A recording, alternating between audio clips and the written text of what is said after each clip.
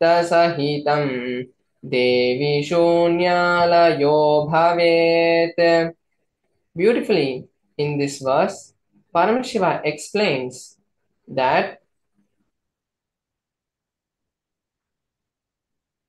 by fixing your gaze on a particular object, Vastu, you should slowly remove the thoughts and your impressions of that object.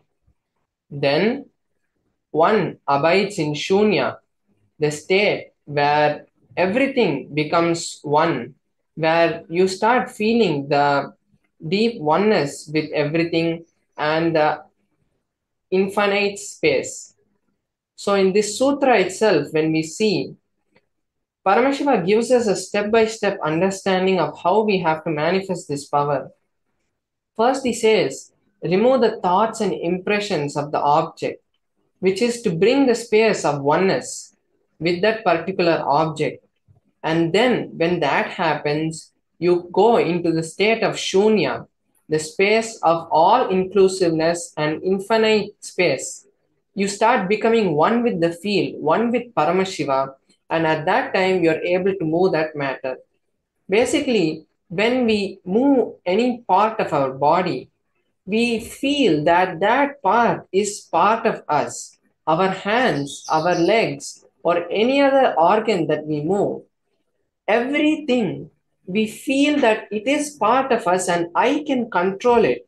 Because of that strong belief that we have, we are able to manifest that movement in our body. So the same way, when we have our atma, when we have an object, when we start feeling oneness with that particular object, we can we will be able to move that object because we became that object. Like how our hands are us, like that the object also becomes us. So this is the science of moving this is the science of manifesting the power of consciousness over matter. And now I will be manifesting the power of consciousness over matter. So I have my Atmalinga, um, and I will be manifesting the power of consciousness over matter on this Atmalinga. And Paramashiva, the Supreme Pontiff of Hinduism, recently initiated all of us into the power of making the Atmalinga stand. So we'll be placing our hand like this in a flat way. And then by connecting with Paramashiva, we'll be making the Atmalinga to stand without balancing it or without touching it. And for all of us to understand what the Atmalinga is and to bring the authenticity to the manifestation, the Atmalinga is crystalline material which is directly got from the ice and the quartz which has been there under the earth for thousands of years. So that's the way the Spatika is created, and the Atmalingas are created from that. Then, when we carve the Atmalinga and it is initiated by the Supreme Pontiff of Hinduism and energized and given to all of us. So that is the Atmalinga. And also, if we see that the Atmalinga is not tied to any strings, and my hand also does not have any kind of magnetic things or anything. I'm just going to place my hand on a flat surface, and the Atmalinga will stand automatically. And at this point, I would like to invite all the viewers who are watching us right now to take this beautiful opportunity to also manifest this power with me. Because when I manifest this power, I will be creating the intense space of Shaktipada, which will allow all of us to manifest the power. We will all be able to connect to that entanglement space where Paramashiva has blessed all of us that when we manifest powers, we'll be able to create that intense space. So now, if we have any objects with us or we have any desire with us that we want to manifest, we can take this opportunity now to bring those objects or write those intentions down on a piece of paper. And also, all of us who want to manifest the Mahaparamashivoham can also take this time to create your reality, because when we manifest powers, that's the best time we can create any reality. So as you can all see now, I'm placed my hand on the on a flat surface, and there's just a cushion under my hands so that the Atmalinga does not fall. Because when the Atmalinga stands and once the power manifestation is over, the Atmalinga falls. So that is why the cushion is there. Now I'll be intensely chanting the Mahavakya and connecting with Paramashiva. And at that time, all of us also, all the viewers watching us now live, can also chant the Mahavakya and see, visualize your reality happening. Visualize yourself in that place where you have manifested the power or manifested the reality of whatever you want. So now I'll be chanting the Mahavakya and all of us can chant with me. Om Nithyananda Paramashivoham. Om Nithyananda Paramashivoham.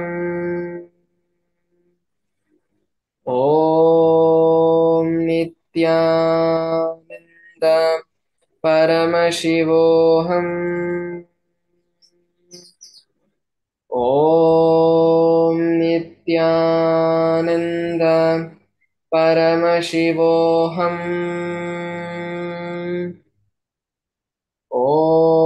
Om Nithyananda Paramashivoham. Om Nithyananda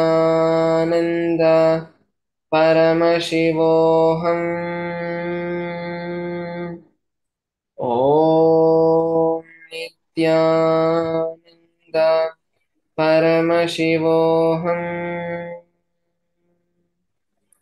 Om Nithyananda Paramashivoham. Om Nithyananda Paramashivoham. Om Nithyananda Paramashivoham. Om Nithyananda Paramashivoham. Om Nithyananda Paramashivoham. Om Nithyananda Paramashivoham. Om Paramashivoham.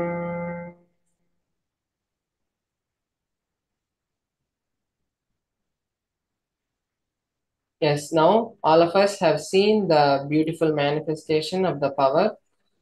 So everyone who wanted any of your realities to be manifested, or you wanted to manifest anything for your life or for someone else, take this time now to post it in the live comment.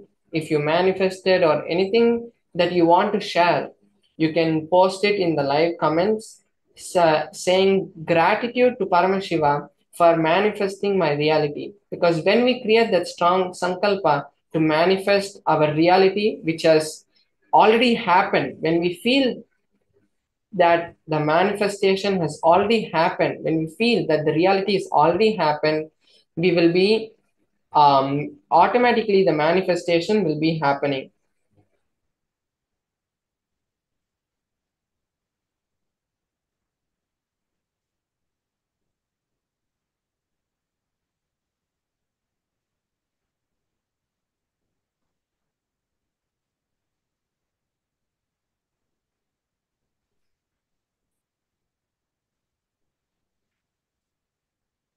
And today we'll be having the darshan of Uma Maheshwara Murthi, who's the beautiful um, who's the beautiful manifestation of Paramashivam. And now we'll be we'll be experiencing a small satsang from the Supreme Pontiff of Hinduism, who will be explaining about Sundhara Murthi. And we'll be seeing the satsang after a short break. Thank you, Nithyananda.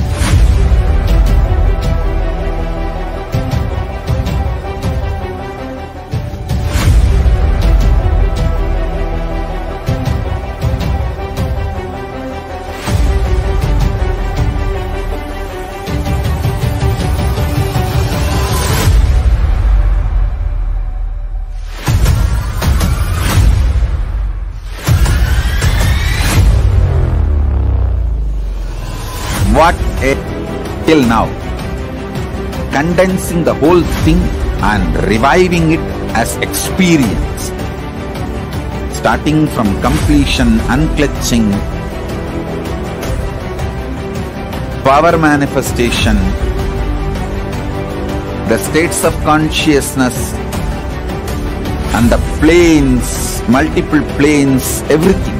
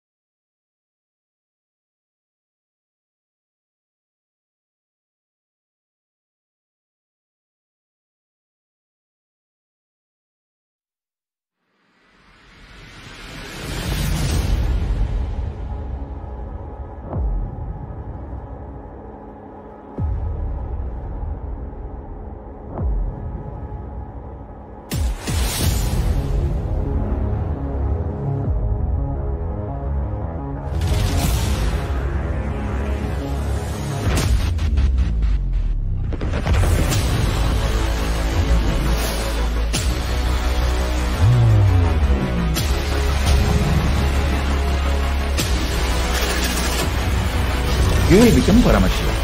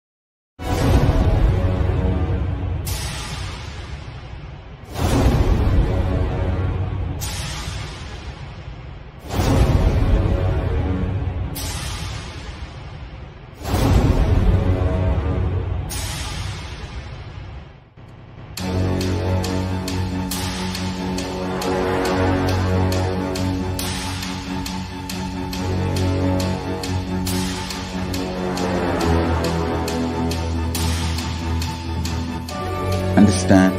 Literally last 39 years from the age of 5, whatever Paramashiva manifested through teaching, speaking, writing, every way, condensing the whole thing and presenting it to you all as experientially in these 21 days through this Jnana Charya, Jnana Kriya, Jnana Yoga, Jnana is Mahaparamashiva. Lifestyle for just Paramashiva. Rituals to be just Paramashiva. Yoga for just being Paramashiva. Jnana just Paramashiva. This Mahaparamashivoham is like Nithyananda, everyone. We welcome you all back for this next session of the Kalyana Sundhara Murthi Bhava Samadhi Darshan. We're going to be now listening from the supreme part of Hinduism, from Swamiji, a beautiful satsang, a series of satsangs on relationships. How we create incompletions with our relationships, the fundamental problem, and how we can complete these relationships as well and come out of all the incompletions, all the sufferings, all the problems and misfortunes being created in our life because of the incompletions in our relationships. We will now be watching this satsang from the Supreme Pontiff of Hinduism.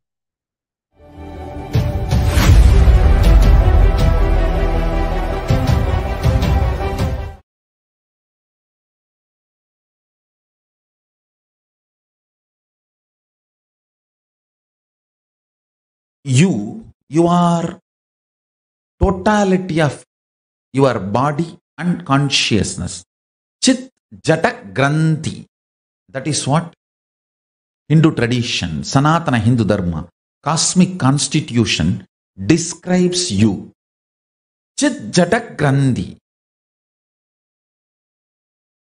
The conscious decisions of your Anma, soul, natural selections of your body, DNA, these two overlapping on each other, forming a knot is you. Now, this conscious decision and natural selection, these two, how it is matching, overlapping, decides whether you are going to be a celibate, suppressed, monogamous, just having one or two affairs outside your legitimate relationship, or polygamous. All that is going to be decided by these two overlapping. Your conscious decision process and your natural selection DNA. Listen.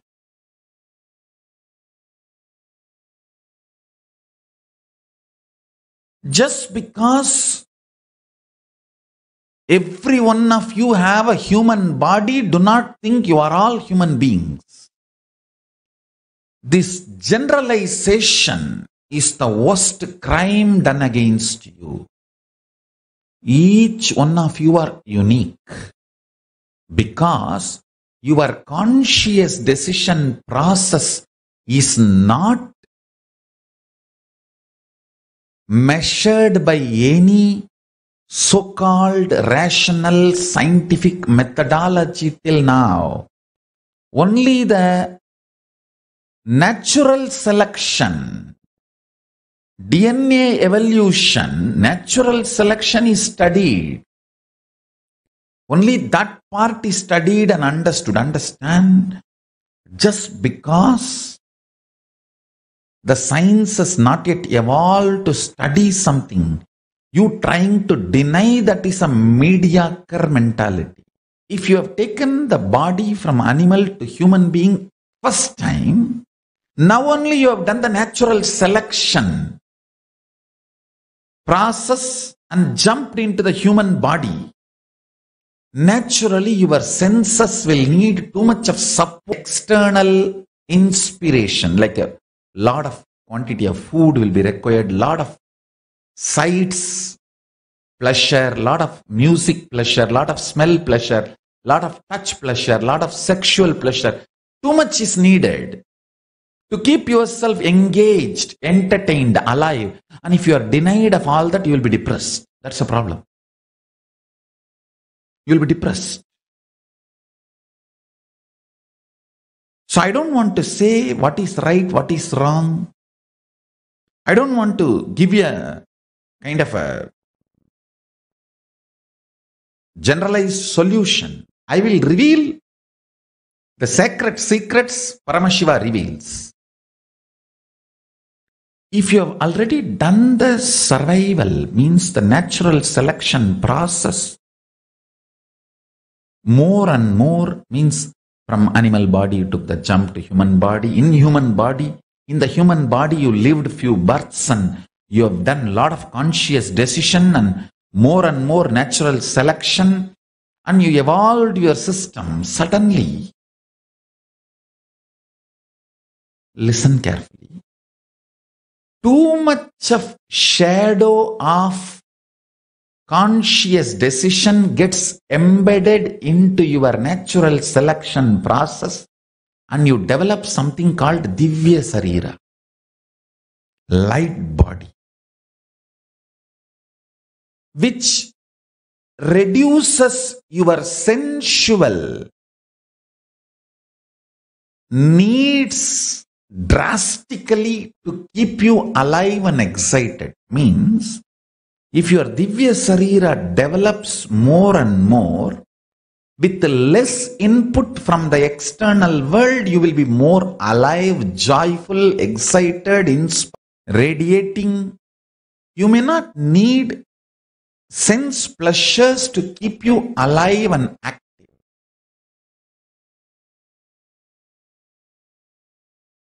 Now, you need to look in and see where you are standing in your natural selection process and where you want to go using your conscious decision power. Understand, knowing the telescopic and microscopic reality of you, self, God, Ishvara, Jagat, universe, makes you make right decisions about relationships. Understand? Don't think I'm giving an impractical solution for your simple day-to-day problems. No. No band-aid solution can help you in your relationships. You think just a plastic smile can help you completely be happy with your family and relationships? No.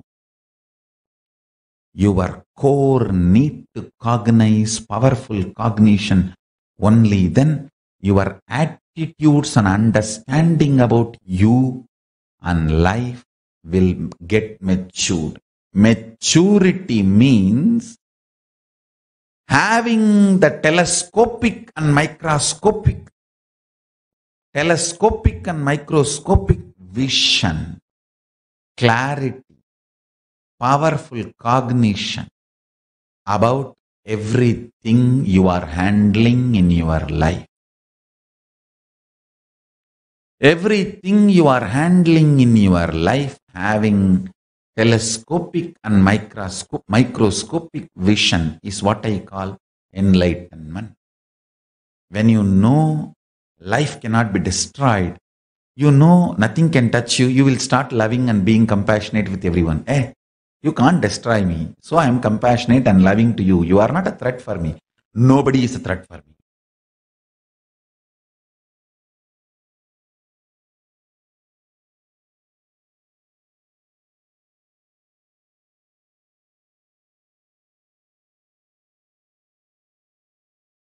nobody is a threat for you. From that powerful cognition, when you love, that's a real love. Understand, whether love or life or laughter or dance, everything has to be from powerful cognition.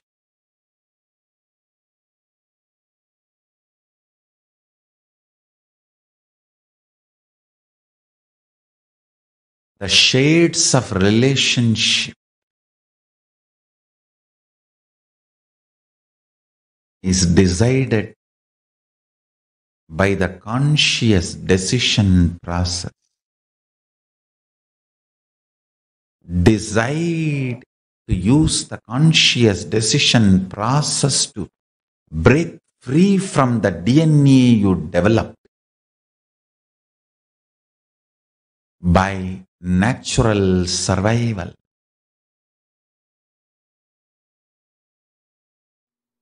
From the space you are Paramashiva, even if you eat, that food will become one with you and you will become one with that food. You will bless the food and the food will bless you.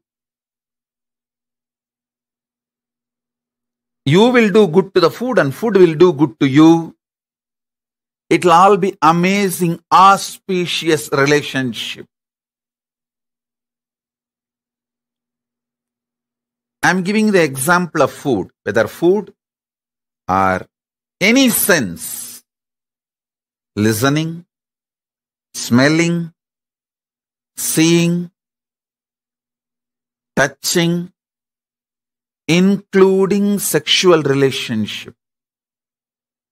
If you operate from the space you are Paramashiva, if you operate from the space you are Paramashiva, including sexual relationship, all will be auspicious, lead to more and more oneness.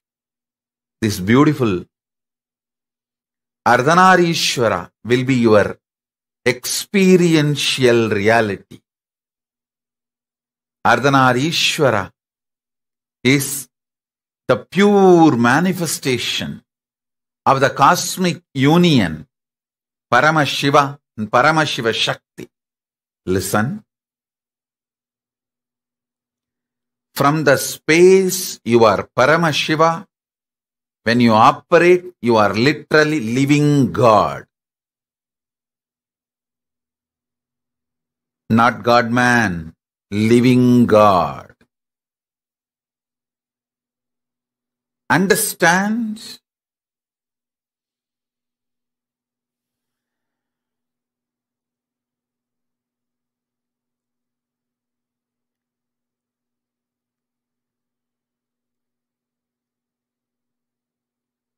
Anything you do from the idea you are a body, you are mind, it will all be just situationship. Do not expect any relationship started with the idea you are just a body and mind to be a permanent relationship in your idea. In your life, even the word relationship is wrong. Everything you do from the idea you are body and mind is just situationship. So don't blame the situations, other person, anything.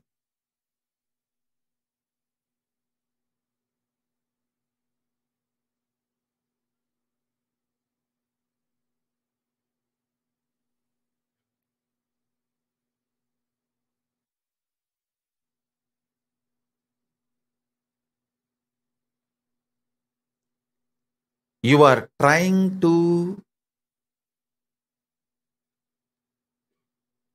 get milk, cow milk from chicken, from hen. No, it is not possible. Don't expect the fulfillment of a relationship from situationship.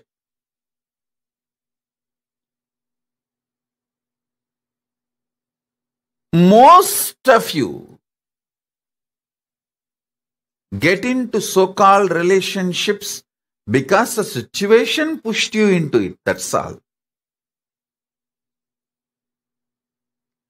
Even if it was your willful decision, the will you carry is operated. It functioned, it manifested from the idea, your body and mind. See, you operate from the idea of body and mind, but you expect something which can come only from consciousness.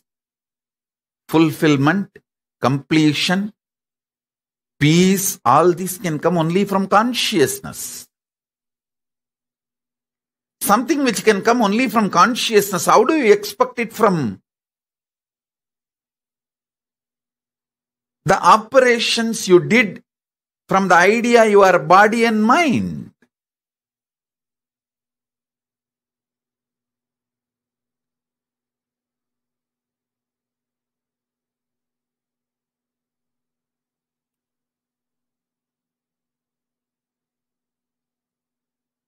So listen.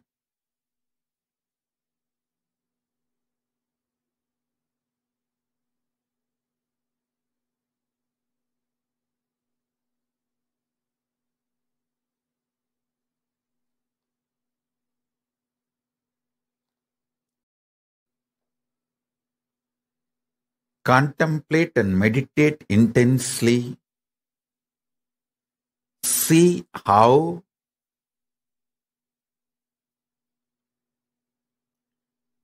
you build situationships in your life, but you expect the results, fulfillment, which can come only from relationship.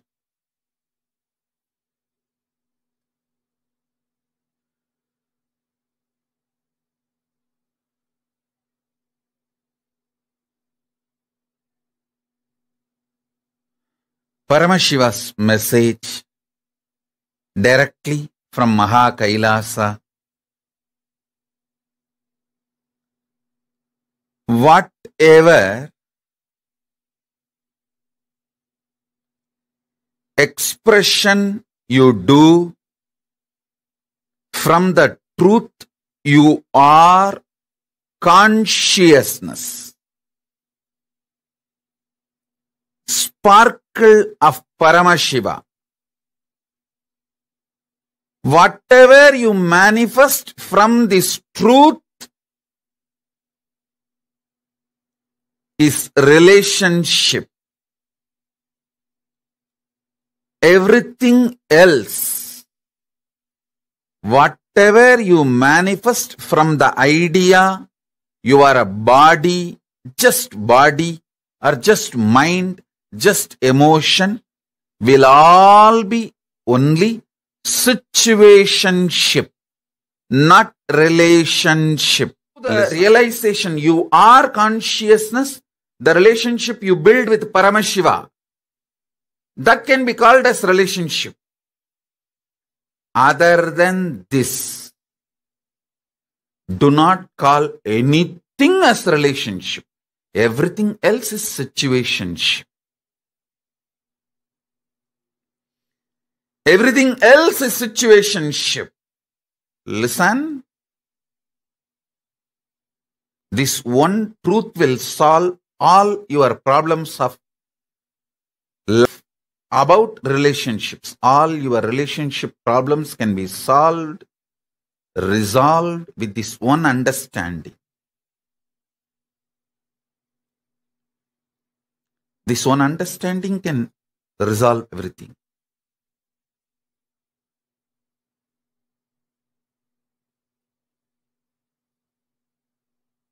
Other than your conscious relationship with yourself, your conscious relationship with Paramashiva, everything else is situationship. Meditate on this. Subject for today's webinar: discovering oneness in relationships. Understand, discovering oneness within you is powerful cognition manifestation.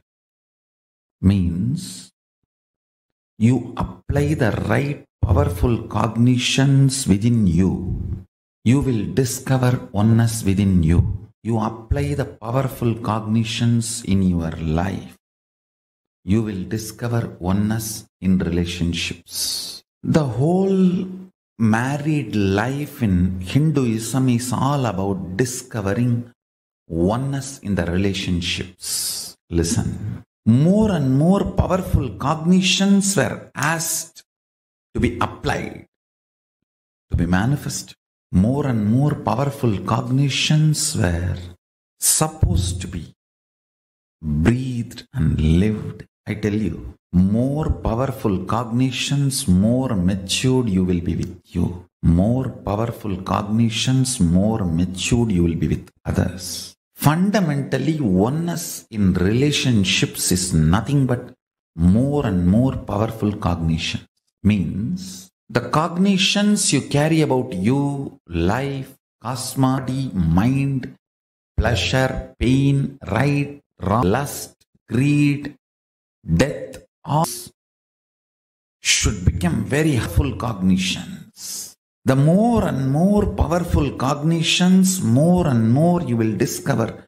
I strongly recommend, when you fill yourself with these kind of powerful cognitions, I tell you, you will come to a realization, just like you feel insecure, the other person feels insecure. You feel greed, other person feels greed. You feel attention need, other person feels attention need. You will realize the oneness between you and the other person. You will have such overflowing love and compassion. When you realize you will just be ready to heal the other person's insecurity, fear. You will have so much of your inner space, I tell you. Your inner space will become so vast. You will be able to just hug that person. I am not saying, please listen, I am not saying all your conflicts will immediately be destroyed. You will come to an understanding. No. First thing will happen, both of you know you reflect each other. Then suddenly you will see that maturity both of you feel, experience. Conflicts will evaporate. Not that you sit and sort out one by one, no. Conflicts will just evaporate. Understand, whenever you know the other person is you and your reflection, you know how the other person is going to respond every moment, and you know how you should be acting and reacting. I tell you, knowing the other person is your reflection is power. It's not just a spiritual strength. It is a real power in the world. You just know how the other person is going to behave. You just know how to deal with him. Because you know he is going to reflect you. You just need to see which part of you he is going to reflect. And you know how to handle that part. And you handle that part in that person over. How you handle your greed, same formula applies to handle his greed. How you handle your fear, same formula applies to handle his fear. How you handle your inspiration, same formula applies to handle his inspiration. How you handle your laziness, the same formula applies to handle his laziness. How you handle your cunningness, the same formula applies to handle his. Knowing the other person is your reflection makes you intelligent.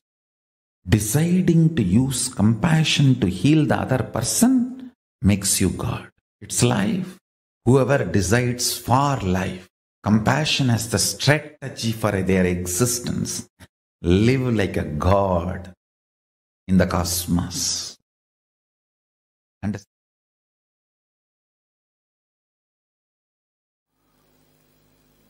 I'll expand on how the integrity and authenticity expands your relationships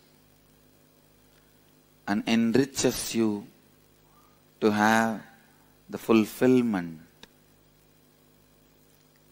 The answer is Suniye. First I wanted to make these three statements. One, relationship does not mean only the few human beings who live around you. When I use the word relationship, I mean your relationship with your health, with your money, with your life, with your success, with the nature, everything. Second, you also have a very inauthentic way of dreaming about your life, just to have few cozy relationships around you, and that is enough. You are complete with your relationships and relationship dimension, which is completely wrong and inauthentic. Third, please listen. Third, only when you expand you to the level with integrity and authenticity, anything, anybody comes in your breathing space, there is a conflict-free, complete relationship. You are going to experience fulfillment and success. Relationship is not related to the quantity, quality. Please listen. The third statement takes the concept of relationship completely to the different level altogether. When you bring integrity, you will heal all the damage you caused inside you, outside you, due to the relationships, the ignorance you had in the zone of relationships. Listen. Your ignorance in the space of relationship not only causes damage in others, it causes damage in you also. When you cause damage in your spouse, in your mother, in your father, be very clear, you cause damage in you. Because your father, mother, spouse, all the relationships you carry decides the confidence and the energy you have about you. One of the important healing factor in relationships is the other person feeling confident, you are transformed, you are going to be different in future. To tell you honestly, nobody is too serious about the past hurt. Everybody is expecting about what is going to be the future. If you give them the confidence, assurance, the future is going to be really transformed, authentic and responsible. There is nobody who is not ready to heal their past or drop their past. Everyone is waiting to drop their past and relate with you in a new way. Who is interested in carrying the past wounds? Just like how you are waiting to drop the past and have the new future.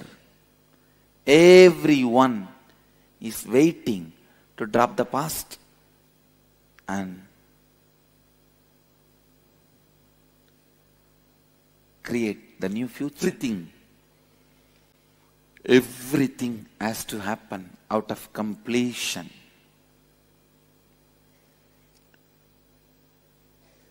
Living out of completion is your birthright. Every human being, first thing they should do when you start living your life is find the root thought patterns, suffering patterns, which is causing you suffering, and complete. That completion gives you the courage to relate with human beings with integrity and authenticity. People are afraid to relate with other human beings. Even when you go to meet your friends, you prepare all the statements you have to tell him. Why can't you be spontaneous? Even to meet with your friend, why do you need so much of preparation? Why do you need so much of inauthentic planning? Why do you need so much of lack of integrity, verbal preparation? It is so unfortunate. The trust level between the friends is dropped because the trust between you and you is stopped. You are afraid. Even with you, you don't sit spontaneously. Even with you, you rehearse and talk. That is why you can't talk spontaneously with others. Take the responsibility for love. That is where relationship starts. Do not say to anybody, I love you, unless you are ready to take the responsibility to fulfill their expectations about you without bothering whether they are ready to fulfill your expectations or not. When they are also fulfilling your expectation, you are also fulfilling their expectation. It is called business partnership. It is partnership in the business called life. Don't call it as love. Sometimes, not only you have partners in the business, even in the life you have partners.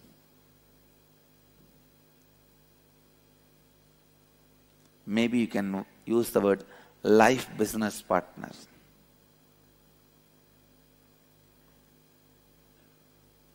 But life happens to you,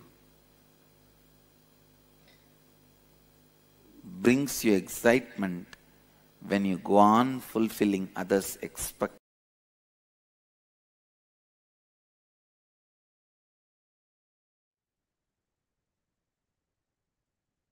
Yes, beautifully, the Supreme Pontiff of Hinduism, Swamiji, explained the reasons for the incompletions, problems, conflicts in our relationships, as well as beautifully giving the solution as well on how to come out of those problems and how to get into the space of completion with all those around us and all the relationships around us. So we're now going to be looking and entering into the internalization exercise to bring completion in all our relationships. Bringing integrity to our relationships heals the wounds of the past. When you bring integrity, all the damage you caused inside you and outside you due to the relationships, your ignorance in the space of relationships not only causes damage in others, but it also causes damages in yourself as well. When you cause damage in your spouse, in your mother, in your father, you cause damage in you because your father, your mother, your spouse, all these relationships you carry decides the confidence and the energy you have about yourself. Now, decide consciously to bring integrity in your relationships.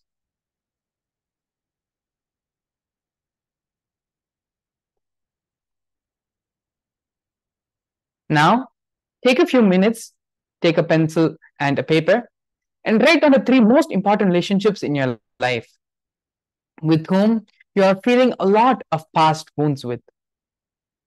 Decide to bring integrity into your relationship with them.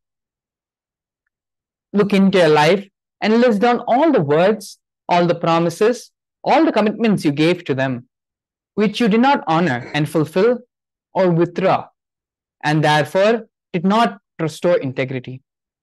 For example, you give a word to your spouse that you will help her get a new job, but you do not do so. Bringing integrity into our relationships is the fundamental step, the first step through which the completion starts happening in all your relationships. So this starts by completing all the incomplete words, all the incomplete commitments, promises you made to them.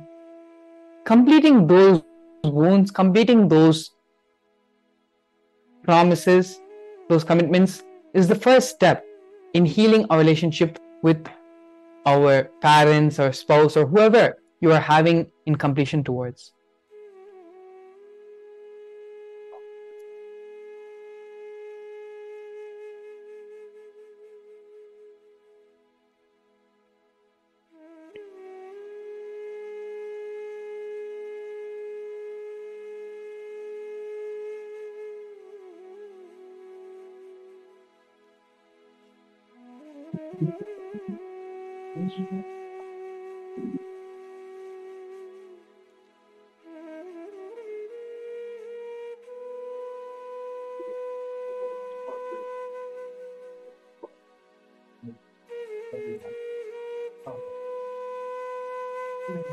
Once you've penned down all the incompletions, all the unfulfilled words, unfulfilled commitments, all the words missed in these relationships, start calling those people, call them and complete with them. Either redeclare the commitment or withdraw the commitment. This is the most important step. Now that you have identified all the incompletions and all the words which have not been fulfilled, after identifying them, the next step is to call them and complete with them, either by redeclaring the commitment to them or withdrawing them. This is a very important step because most of the problems we are facing in our life is due to the miscommunication in our relationships. Only through communication do these steps does the relationship start healing.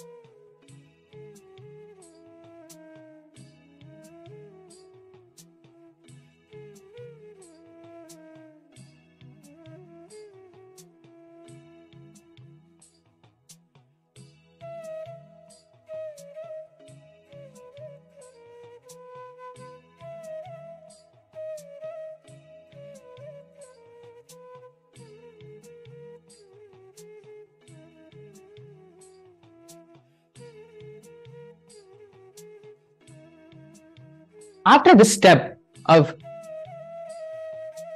talking to those people, talking to all the different relationships you have in your life, and bringing back integrity, either in the form of redeclaring your commitments or in the form of withdrawing them and completing them, it is through this step the relationships are healed. One of the important healing factors in relationships is that the other person feeling confident that you have transformed. You are going to become different in the future. You are a different person.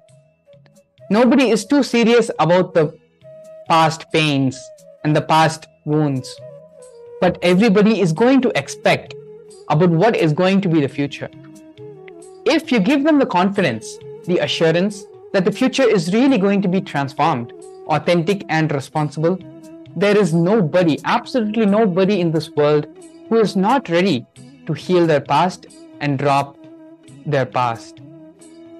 So please understand, never feel any relationship in your life that they will not come to complete with you, or they will resist completion. You may not have talked to them for years together, and that anything you say now may fall on deaf ears. But everyone wants the space of completion. That is something which all of us deeply yearn for. As Swamiji beautifully says, everyone is looking towards a better you, towards seeing how you're going to be different and changed in the future. And they will always be ready to complete and drop the past. Everyone is waiting to drop the past and relate with you in a new way. Who is interested in carrying the past wounds? Just like how you are waiting to drop the past and have a new future, the same way, everyone else is also waiting to drop the past and create a new future. So with this understanding, let's have the courage to do the integrity process sincerely and heal all the past wounds in our relationships. If you need, please take a few minutes as well to pen down so that we can complete all these incompletions in all our relationships.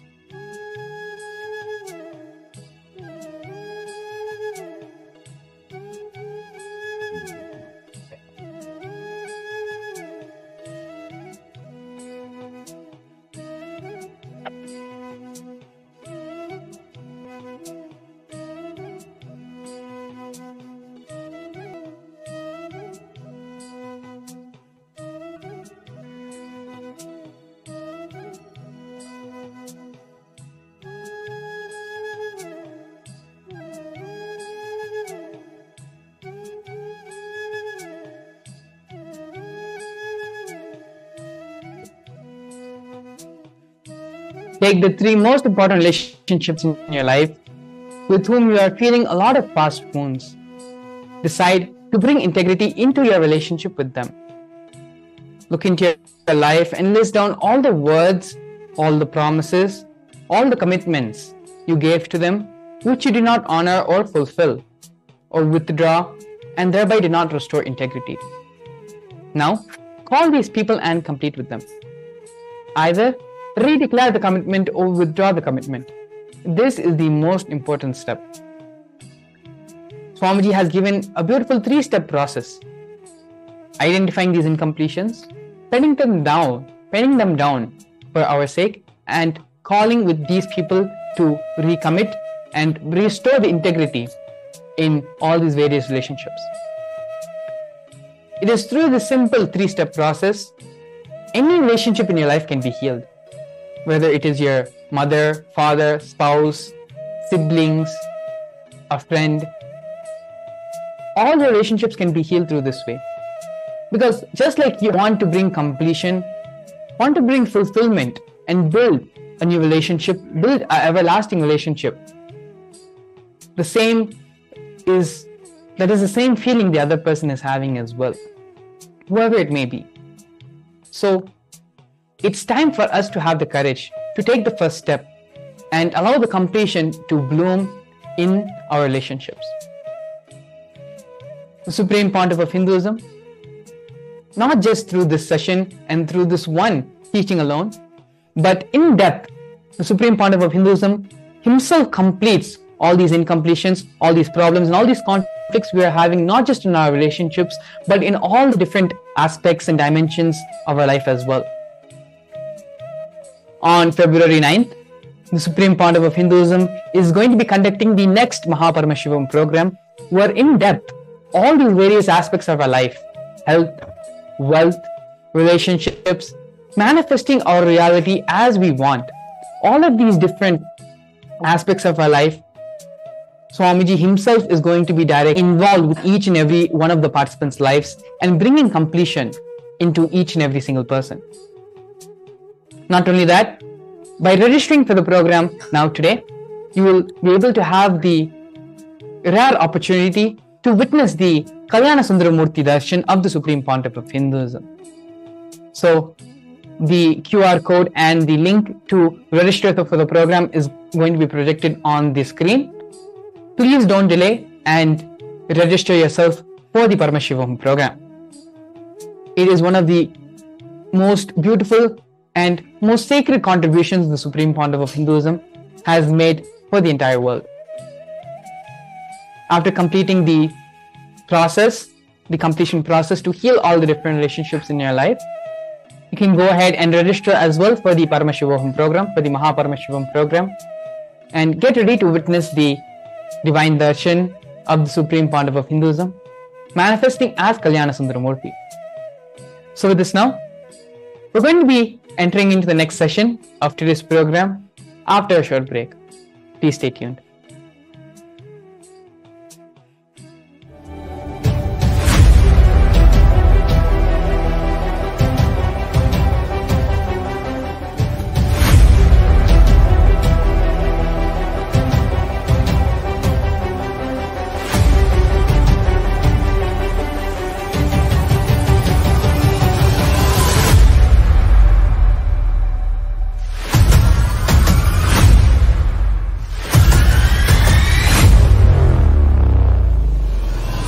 Whatever I shared till now, condensing the whole thing and reviving it as experience, starting from completion, unclutching,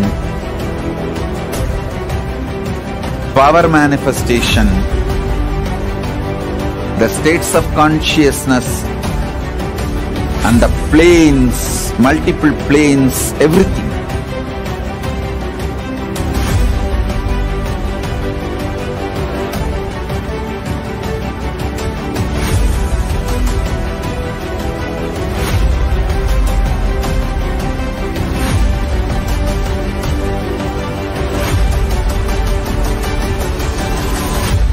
Since the beginning of time and space, Bhagwan Paramashiva, the all-powerful, all-pervasive and all-knowing ultimate superconscious existence, revealed in the Vedas and Agamas, the source scriptures of Hinduism, the truths about himself and the manifested universe and its multidimensional and simultaneously existing dimensions and worlds, also known as parallel universes or vertical time zones. Trutyani pratyayasya kalo maya samudbhavaha. The Kala Tattva, which gives rise to the knowledge of various time zones and parallel universes such as Truti and others, is originated by Ananteshwara from the impure Maya. Bhagwan Paramashiva mentions, as we experience the various higher states of consciousness, we simultaneously experience the various time zones associated with them. We get transported to the parallel universes and experience the other dimensions of our own existence, of our own personality. Listen, Subarloka is all about stable bliss, absolute health and stable bliss. Maharloka is all about the highest peak possibilities. Jana Loka is the place where you can exist in multiple bodies at a time. You experience oneness as the super reality. Tapaloka is that last struggle you go through. Sometimes you know you are Paramashiva, sometimes you just slip off, but again you say, I am Paramashiva. That space is the Tapoloka, an absolute surrender.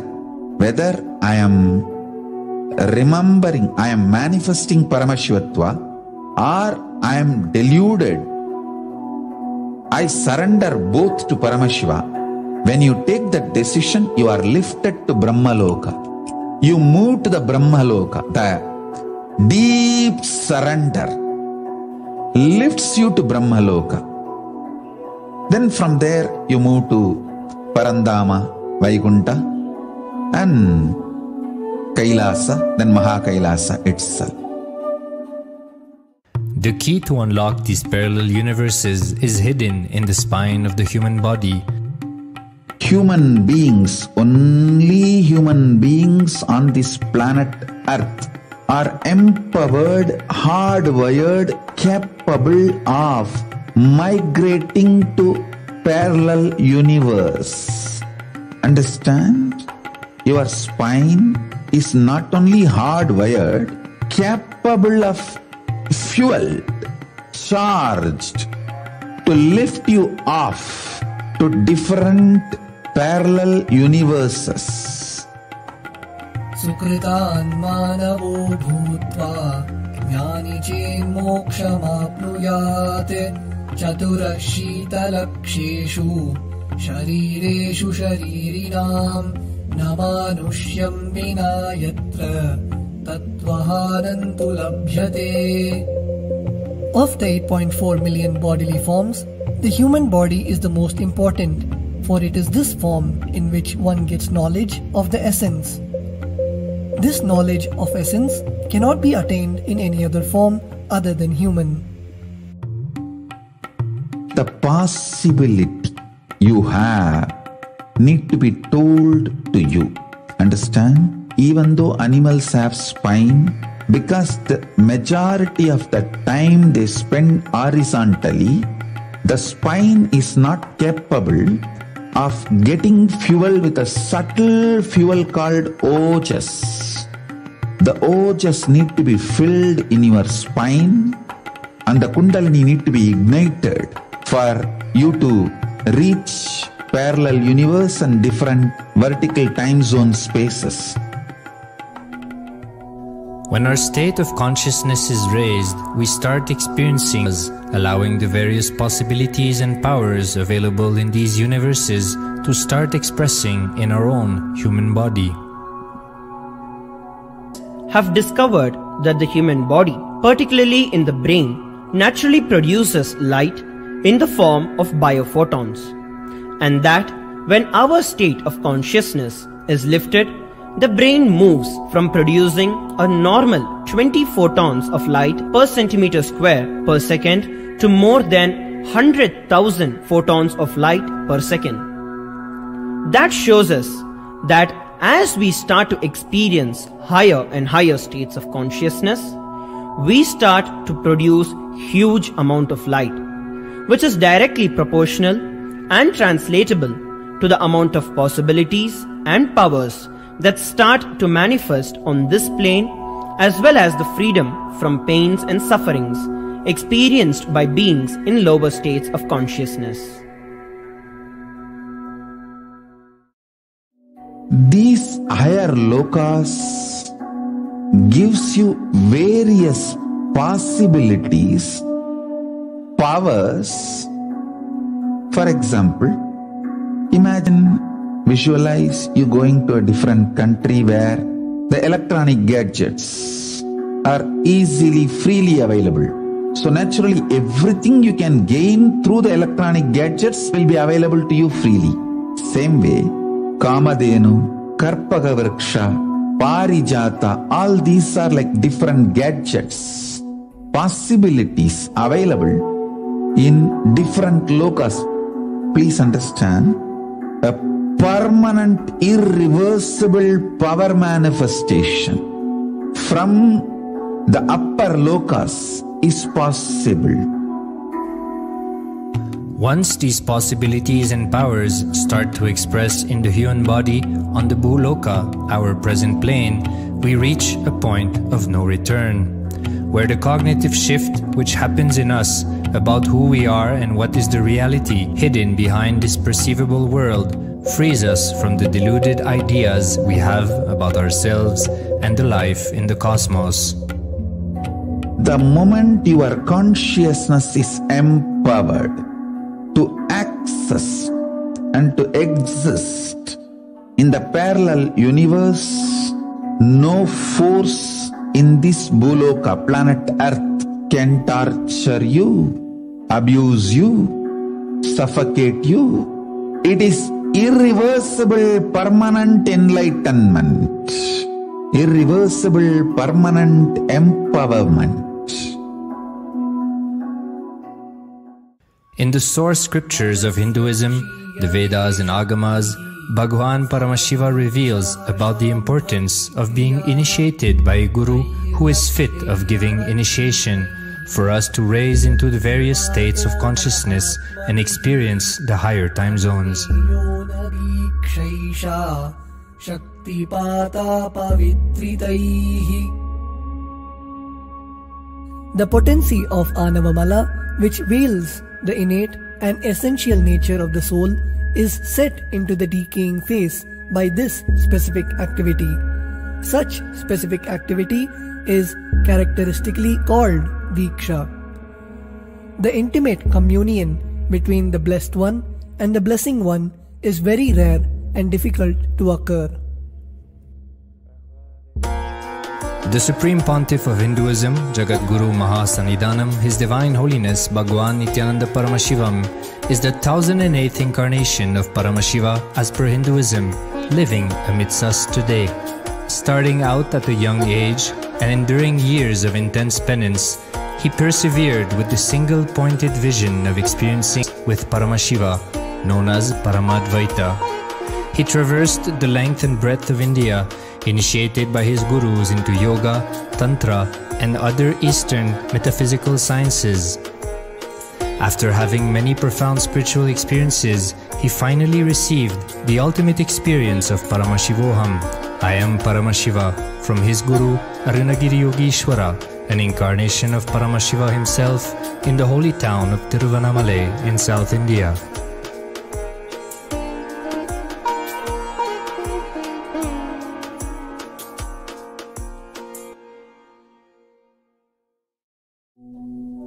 The brain is the body's most complex organ, containing more than 100 billion neurons, each of them in chemical and electrical conversation with up to 10,000 other neurons.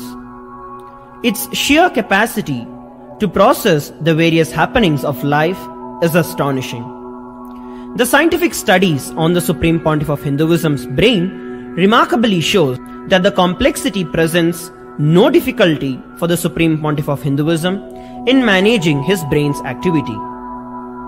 The Supreme Pontiff of Hinduism's capacity to control his brain is very fluid.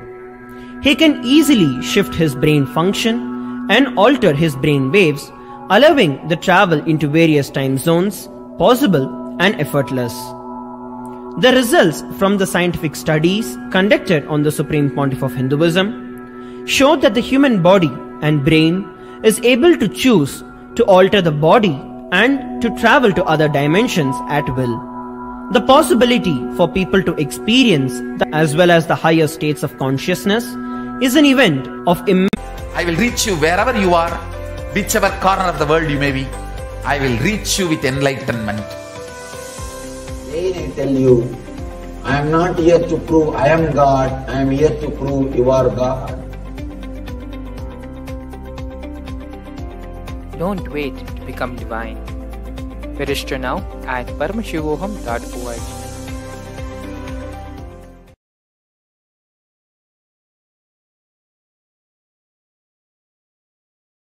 A more intelligently connected world leads to a brighter future. An enlightened humanity leads to a better world. During the Paramashivoham program, we help people to discover their superhuman possibilities and help them to find and achieve the true purpose of their birth by giving them the techniques, practices, and methodologies from the Vedagamas, the original source scriptures of Hinduism. The Supreme Pontiff of Hinduism is reviving the ancient original Vedas and Agamas in all its glory, in a user-friendly way for the modern mind. The Supreme Pontiff of Hinduism is transforming human beings into divine beings, reviving, initiating, and replicating the 463 powers from the Agamas revealed by Paramashiva. The Supreme Pontiff of Hinduism is not just giving solutions for every problem man faces, but is making them irrelevant to their lives by transforming human beings into divine beings. Listen. Any argument presented by your mind, body, your present reality to establish you are not Paramashiva. You are not omniscient, omnipotent, omnipresent. Anything presented to prove you are not Paramashiva is illegitimate. Decide this. This is super determinism. Understand?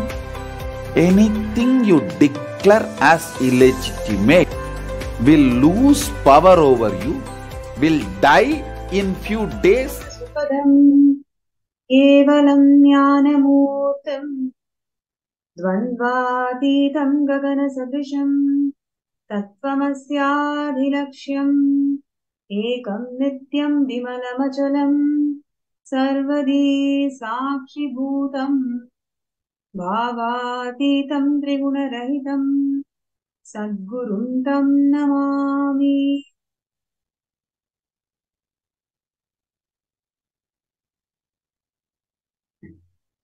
Nithyananda, I welcome all the viewers and participants from 175 countries joining with us for this Uma Maheshwara Murthi Bhava Samadhi Darshan, manifesting through the Nijavatara, the Supreme Pontiff of Hinduism, Bhagavan Nithyananda Paramashivam. As we are getting ready to have the most awaited moment of the day, the Bhava Samadhi Darshan, we will be having a small segment learning about what constitutes the world's most ancient enlightenment ecosystem. What is its elements and how the Supreme Pontiff of Hinduism is reviving the most ancient ecosystem, enlightenment ecosystem in the world to its original glory. Yes, we are going to be looking into the aspects and glory of Kashi Sarvanyapita. Just to utter the word Kashi Sarvanyapita, it just gives that essence and feeling of liberation, because the very kshetra, as Swamiji beautifully shared, it is an avimukta kshetra, never forsaken. In times today, where for every conversation that we have with another person, with every moment-to-moment arguments that we have in the workplace or relationships or whatever we are doing, we always give up so soon. We give up on us, we give up on others.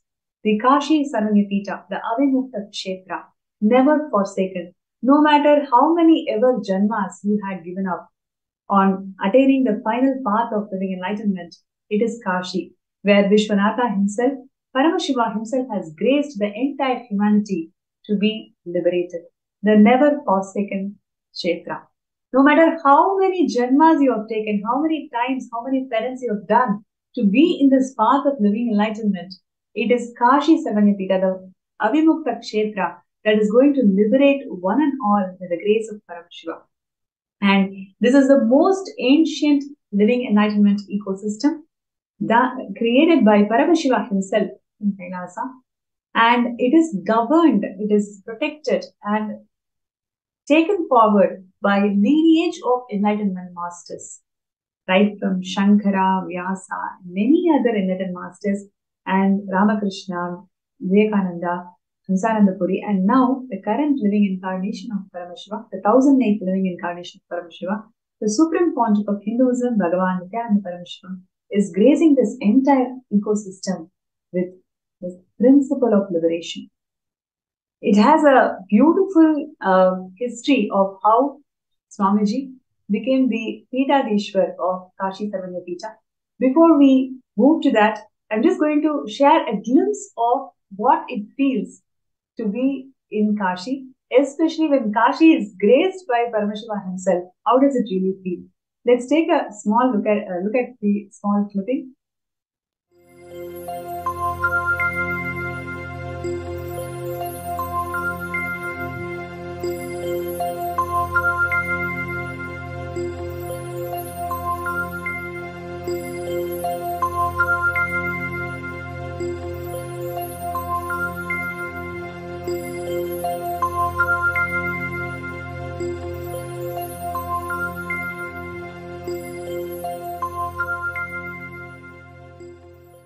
हर हर गंगे हर हर गंगे हर हर गंगे हर हर गंगे गंगा आयाम हे नटराजा हे Nityanand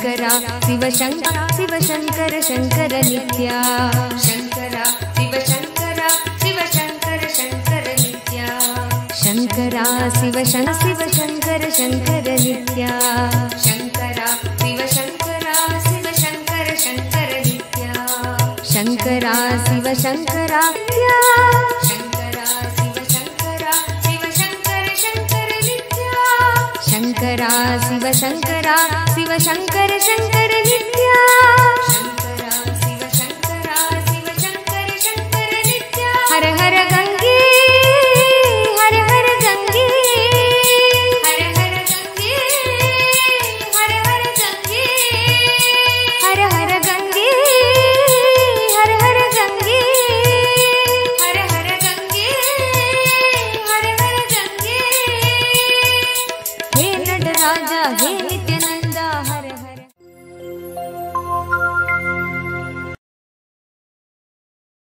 That is such a beautiful clipping. Like literally, we can feel how it feels to be with Swamiji in Varanasi. And this Kashi Sarvanyapita blesses the world as Mahakala, Vishwanatha, Annapurni, Jagadatri Devi, Tarakeshwara, Dakshinamurti, and many other forms. And it houses the most ancient university. In Hinduism, university is nothing but the Sarvanyapita, where all the various knowledge repositories, various knowledge streams are all consolidated and brought together with the single aim of providing the science of living enlightenment to one and all. Kashi Sarvanyapita houses the most ancient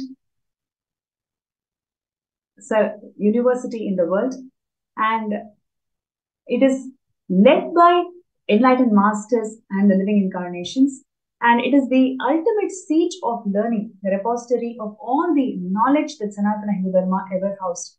This is exactly what Swamiji is reviving in Kashi Sarvanyapita. It is the superior apex body of Hinduism, and all the decisions that Hindu leaders have to make to advance the science of Hinduism, everything is done from the Kashi Sarvanyapita. And you may actually think about how did Swamiji became the Pitadishwar of Kashi Sarvanyapita. It's a very, very mystical experience, mystical story I'm going to share with all of you. And Sri Lalidhar Swarup Mahakalananda. So he was the Pitadishwar of Kashi Sarvanyapita, and he was actually a celibate monk. He's a brahmachari. And he had this spiritual intuition. He had this intuition that this Kashi Sarvanyapita will be led by incarnation of Paramashiva himself. And he will be a boy from South India. He'll be a young monk and he'll be a boy from South India. And he will be known by the name Nithyananda. Please understand, Sri Lalidhar Swarupji has not seen Swamiji yet. He had this intuition that the next Pitadishwar will be the incarnation of Paramashiva by the name Nithyananda. So mystical, isn't it? And recognizing the possibility that he may not live to see this great happening where Paramashiva himself descends to the planet Earth to revive the Kashi Sarvanyapita that he has created at the very beginning. He knows that he may not live that long. So he actually writes that in his will and hands his property, his ownership of Kashi Sarvanyapita to the next successor. And it is so beautiful that the will gets executed where Swamiji becomes the Pitadishwar of Mahanirvani, of the Kashi Sarvanyapita. And he was so right in saying that it is Swamiji by the name Nithyananda. He actually came and revived this entire Kashi Sarvanyapita to its original glory. And Swamiji had his own death experience in Manikarnika Ghat, especially in the Kashi Sarvanyapita, exactly in the Manikarnika Ghat. And there's a beautiful narration of Swamiji where he says that the previous day when Swamiji visited the Vishwanatha, he could not cognize the Vishwanatha, like why so many thousands of people are coming here it is just a small Shivalinga. Why so much of reverence? But when Swamiji was having this experience of death, when he was reborn, at that exact moment, right after the death experience in the Manikarnika Ghat, Swamiji takes the darshan of Vishwanatha, where he experiences the oneness with Vishwanatha. And he says that when I am not there, Swamiji experiences that complete oneness with Vishwanatha himself. And that is exactly what all of us are experiencing as the embodiment of Vishwanatha. Whenever Swamiji graces this Avimukta Kshetra, Varanasi, we are all feeling so liberated just looking at the images, looking at the videos when Swamiji was there in Varanasi. And today, we are going to be having wonderful sharing segment where the devotees and disciples around the world are going to come here and share their experiences of Swamiji being in Varanasi and how Swamiji has revived this Kashi Samayati town. Some of these experiences are just beyond words. I mean, something truly we cannot cognize, and the amount of contribution that Swamiji has done is truly wonderful. So today, the first is going to be from someone. Okay, I'm just going to say that, have you ever heard that you can come back to life just by the glimpse of Swamiji, just by hearing the voice of Swamiji? That's exactly what you're going to hear from one of the disciples today. She has witnessed, she was an eyewitness of somebody who was electrocuted, lost their lives, was simply brought to life just by one blessings of Swamiji. So it's something so amazing to hear, and it is my pleasure and honor to welcome Ma Uma Bharaji from Karnataka to today's segment.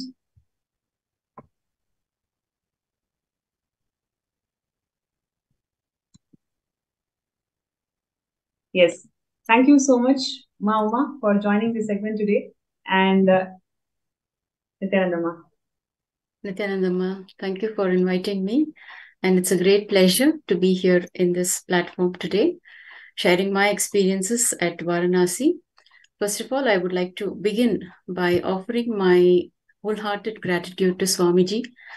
Without Swamiji, I just cannot imagine what I would have been and how I would have led my life. So let me begin by sharing how I saw Swamiji. I met Swamiji in the year 2007, and since 2007 to 2014, where the IA happened at Varanasi, I only related with Swamiji as, he is Bhagavan Sri Krishna and as Mother Meenakshi. But for the first time at Varanasi, I witnessed the powerfulness of Kala Bhairava. Swamiji could be this powerful. I witnessed that part of Swamiji only when I saw him very much alive at Varanasi. So the first day when we landed at Varanasi, Swamiji was standing there with that rope which Kala Bhairava holds in his hand during darshans. And we went and received his blessings. And after that, I think it was a journey that has been embedded in me, and I cherished these memories over and over again. So the first experience that I had at Varanasi that I witnessed was that of this person coming back to life. So they were making elaborate arrangements in the lawn of the hotel where the program was being conducted. And suddenly I heard a lot of commotion happening. What was the arrangements for, Ma, actually? It was the Kala Bhairava Homa that was being done there. And the arrangements for Kala Bhairava Homa was happening there. Wow. And all the participants were gathered, and they were all seated, and they were trying to find their, place, prime, you know how it is when Swamiji is around. Everybody wants to get, have the best of Swamiji. So people were finding their spots. We have done that multiple times. Yes. So I was a volunteer there at that time. My son was doing his engineers, and I was volunteering for the program. So we were moving around, helping the participants. And suddenly I heard some, a loud noise, and there was so much commotion. And by the time I could reach, I was midway, and somebody came and told me, Kalabhairava liberated him. Kalabhairava liberated him. He died. He passed away. And the moment I heard the word death, at that point of time, I was devastated. I was devastated, and the moment I heard that somebody had died and they had been electrocuted, and somebody passed away by being electrocuted, it only brought immense sadness. So I just withdrew from that place, and I just isolated myself from the crowd. I just moved away, and I went and sat there in silence, and I closed my eyes and I started praying to Swamiji intensely. What will happen to his family? How would they react? What would be their first reaction when they hear that, this member is no more? So with those thoughts, I just isolated myself, and the Kalabhairava Homa happened beautifully. Everything went the way it had to, go. And after 3 days, when we gathered back in the hall, every day we used to have session, but on the third day of this incident that happened, we had a sharing from Jnanatma Swami. And this person who was supposed to be electrocuted and passed away was very much alive there. Later, we got to know that it was the photographer, the official photographer, who got electrocuted. And then we heard from Jnanatma Swami initially about the experience that the photographer had, and she was also an eyewitness. She was very much present during the happening, when the incident happened there. So according to her version, when this photographer was setting up all the lighting arrangements, he came in contact with a live cable. And the moment he touched the cable, it was a very high voltage, and he knew that he was getting electrocuted, and he just signaled the other people not to come anywhere near him. And instantly, it all happened very soon, and he just collapsed. And just before he could close his eyes, he remembered Swamiji. He prayed to Swamiji to take care of his family, and then he closed his eyes. And just before closing his eyes, he saw Swamiji. Swamiji appeared to him, and it was a huge form. And then he closed his eyes, and he didn't know what happened after that. And later, when he regained conscious, when he found himself in the hospital being treated. And Ma Jnanatma Swami, who was there, immediately called Swamiji, and she informed Swamiji about whatever had happened. And Swamiji told her over the phone, "Look, now he will open his eyes." And there was so much commotion happening, all the volunteers trying to, move that person to the hospital. And immediately this person was being shifted to the hospital, and they were in the ambulance again. And sitting inside the ambulance, once again, Ma Jnanatma Swami informed Swamiji. She called up and she informed that she was up, and Swamiji once again told her, "Look, now he will open his eyes." And the person opened his eyes, literally opened his eyes. And after that, of course, he was there in the hall sharing his own version, and he told all of us that whatever he had experienced at that point of time, that how he, just before closing his eyes, and how he was brought back to life. He thought that he was going to die and he's not going to be, alive anymore. And it was a great blessing that he was very much alive and back again. So that was the first experience, which really shook me. It shook me so badly. And I was coming to terms with it. And the next incident that happened was we were all, Swamiji shared during the program that we would all be doing the death meditation at Manikarnika Ghat. So we will all be going there, and we will all be going by boats. So the day, I think it was the 10th or 11th of May, and we all assembled at a certain place, and all of us got to travel along with Swamiji. So there were about 5 to 6 boats, and Swamiji was in one of the boats with all the Mahants and Kotharis, and our boats were going behind Swamiji's boat. So the first day when we went, suddenly there was a mild storm, and it started raining, and the boats went out of control. So the boats went towards the other side of the bank, and Swamiji got off the boat, and he walked towards the bank. And when he stepped down, he found a skull there, and Swamiji put his foot on the skull. And later Swamiji shared that the skull was that of a seeker. And he was waiting for Swamiji to come there and liberate him. And even Swamiji's boat stopped at the exact location so that Swamiji could liberate him. That was the experience. And then we returned back, and Swamiji shared that, Kala Bhairava's presence was so powerful, and we need to align. All of us need to align. The whole group had to align. And once again, we were asked, the next day we were taken back to that same place. And this time, all of us reached Manikarnika Ghat. We witnessed all the bodies being burnt, and Swamiji led us into a meditation. He asked us all to visualize our own bodies burning. So that also happened in a very beautiful manner. Before Varanasi, the word death, brought so much of fear inside me, so much of insecurity. Even when I heard news of somebody passing away, somebody passed away, it would bring in a lot of sadness inside me.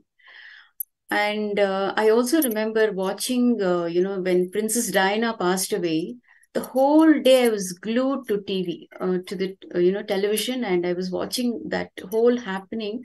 And I just couldn't come out of it. The grief, I would experience the grief that the family person would be experiencing. I was that kind of a sensitive person.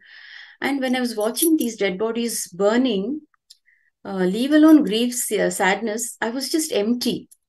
There was no emotion at all happening, the emotion of sadness or, fear or insecurity, nothing. And Swamiji also shared that, all the families, wherever the death happens, in whichever family, the families don't grieve.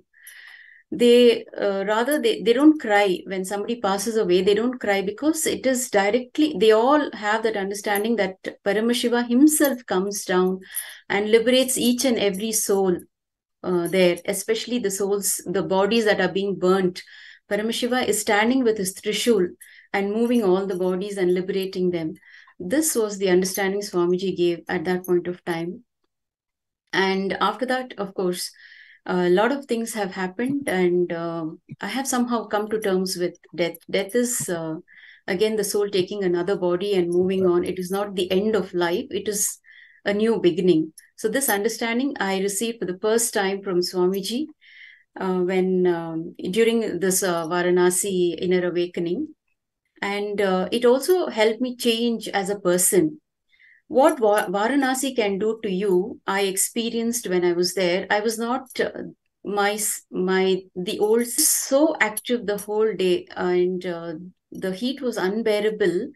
And I'm born and brought up in Bangalore, so the weather here and the weather at Varanasi are like extremes. And it was like one day we witnessed around 52 degrees. 52 degrees Celsius was the temperature there. And even in that heat, we could run around, we could do so many things. When you volunteer, you can't think about yourself. You don't put yourself first. You put everybody else in the forefront. You need to attend to each and every person there. You need to take care of that person's needs, make that person as comfortable as possible. That is your role as a volunteer. And not only during volunteering, after I have returned as a volunteer, I see myself taking up responsibility for my family, the way I reach out to them, the way, I connect with people. Swamiji has changed so much for me and so many things in me. I'm not the same person again, like, what I used to be earlier. So much of expansion happened. And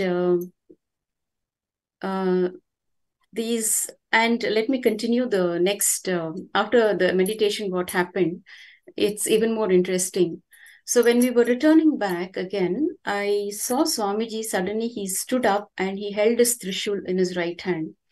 And we have seen how Swamiji stands, he is embodiment of Paramashiva. He is the incarnation of Paramashiva.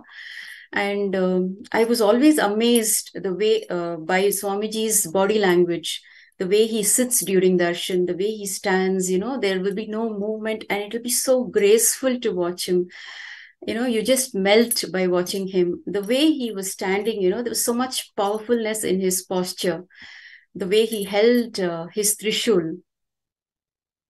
And as he held the Trishul, I witnessed the clouds which were clear until then. Suddenly, it became dark and there was a storm again. There was so much of wind, there was strong wind, and suddenly it all became dark and there was so much of dust, rising from the surface. And the river suddenly started experiencing strong currents. And then again, the boatsmen, they lost control of the boats. Till then, we could see each other. All the other boats, it was visible to each other. And when the storm happened, we lost sight of all the other boats. And none of us could understand what was actually happening. And it started raining. We could not see each other for a very long time. The boatsmen were trying to, balance the boats and, trying to bring it to the bank, but it just couldn't, it was not happening, and they were continuously losing control of the boat. And all that we did was we just held on to Swamiji. At that point of time, Swamiji had given us the Mahavakya, Om Hrim Nithyanandaya Namaha. All of us just started chanting the mantra, and I could see half of them were, most of them were very calm and they were poised. Some of them a little, scared, but none of us lost control. All of us were, we felt that, we will be secure, we will be safe, and Swamiji will take care of us. And that was the feeling that was happening. But personally for me, till the last minute, I was confident that Swamiji would save us, and he would, he wouldn't let anything bad happen to us. And suddenly, after it was, I think this was happening for almost an hour. This was going on. And finally, when I was about to give up, that thought just happened. The thought just occurred to me that, I'm not going to be maybe alive. Just when the thought occurred, I saw that, some fishermen who had just come there to cook and eat at that point, maybe it was at around 8 p.m. in the night, 8 or 9 p.m. in the night, they had come, they saw our boat was going out of control. So they just threw the ropes and they pulled the boat to the bank. And by then all our Sangha members, some of the Sangha members and sannyasis, and they all came and helped us all to get out of the boat.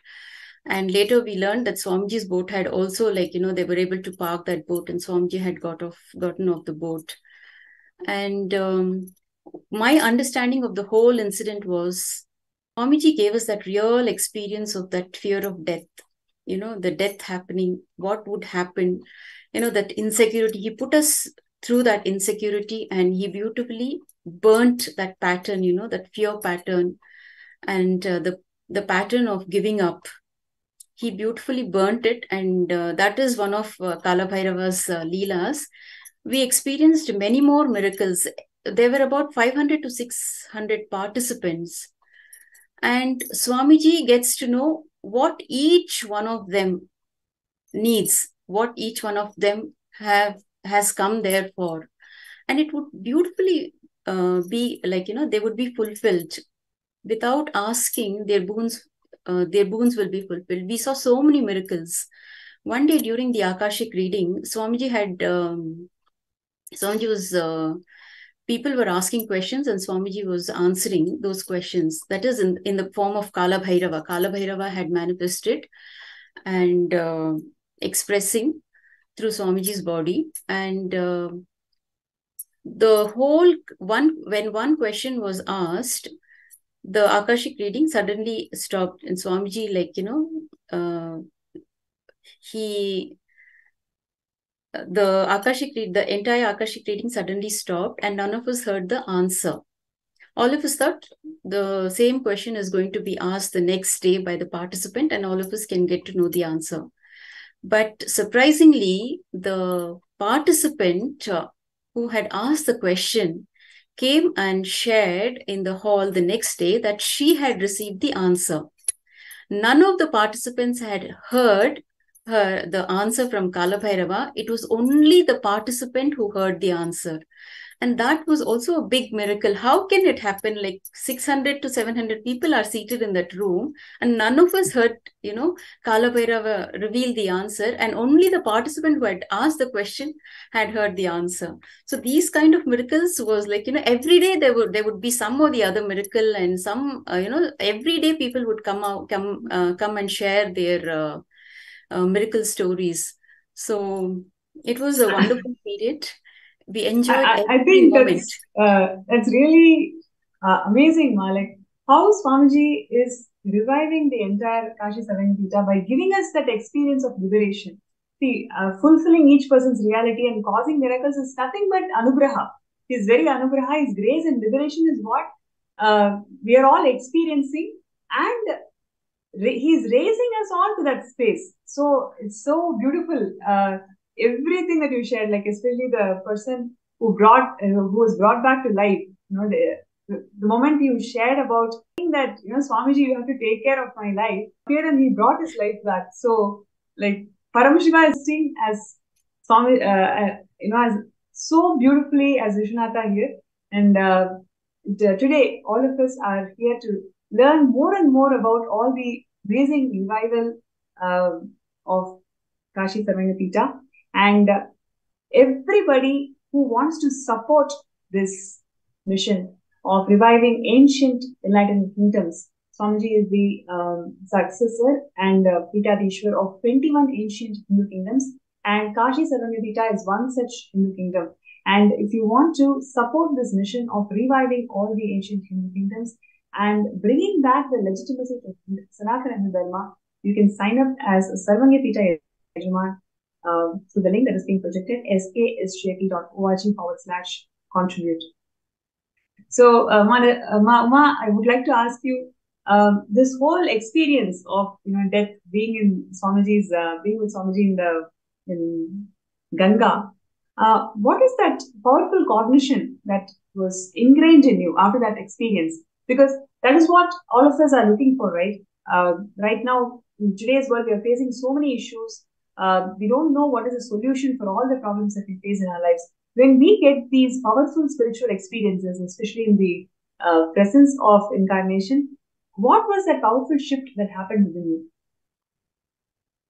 Swamiji actually shared in one of the satsangs there in Varanasi that Kalabhairava is a precise father. So I have experienced both the dimensions of that whatever he shared, even to this day. So for me personally, when you have Swamiji in your life, you don't have to worry about anything. So even when I forget sometimes, and I get back into that, whatever the human dimension of me, myself, worrying and, getting deluded, he brings me back again. Every moment he takes care of me. I've been taken care of by Swamiji every moment. The food that I eat, the places I need to go to, the people whom I have to meet, or, whatever, each and every activity of mine is pre-planned and scheduled by Swamiji. And every moment he is there for me. I just have to remember Swamiji, and that's it. And it is taken care of. And I was also talking to another devotee today who was sharing her experience about losing her father and, still going through the grief that of losing a loved one. Her was, you still have the cosmic father. Okay, and the cosmic father can do much more for you than your biological father. So trust him, just surrender to him, trust him, complete with him, and come back, get back, and see how he aligns you and what all he can do for you. So this is what is my experience with Swamiji. He's there for me wherever he is, though he's not physically available. He is very much there. I can feel his presence all the time. And the strong cognition that I hold on to is I have Swamiji in my life and I don't have to worry about anything. He's taking care of everything. He is my mother. He is my father. He is my friend. He is everything for me. Wow.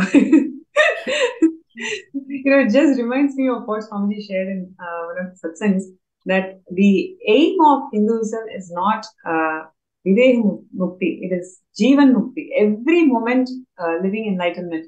And when we remember him, when he is in our thoughts, deeds, actions, when he fills our inner space, it is nothing but living enlightenment.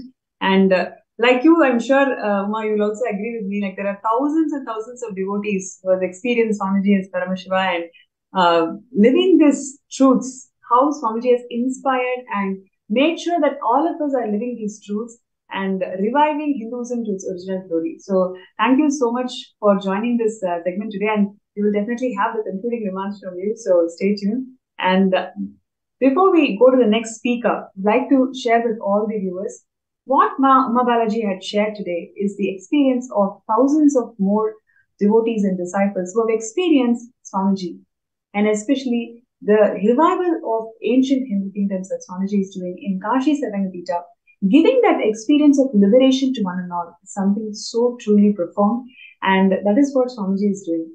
And if you feel that, yes, this is something which you want to be part of it, you can sign up. We welcome all your intentions to sign up in sksjp.org/contribute. And if you're somebody who wants to support this mission of reviving all the ancient Hindu kingdoms, please understand the impact that it can have on the humanity. Just what you heard from Uma, I'm sure all of you are feeling so liberated, so comforting. You feel that, yes, there is something more than what you think as problems in life. This is a beautiful gift that no human being can miss. Really, no human being can miss. And that is what Swamiji is doing through Kailasa and revival of all these ancient Hindu sciences and ancient Hindu kingdoms.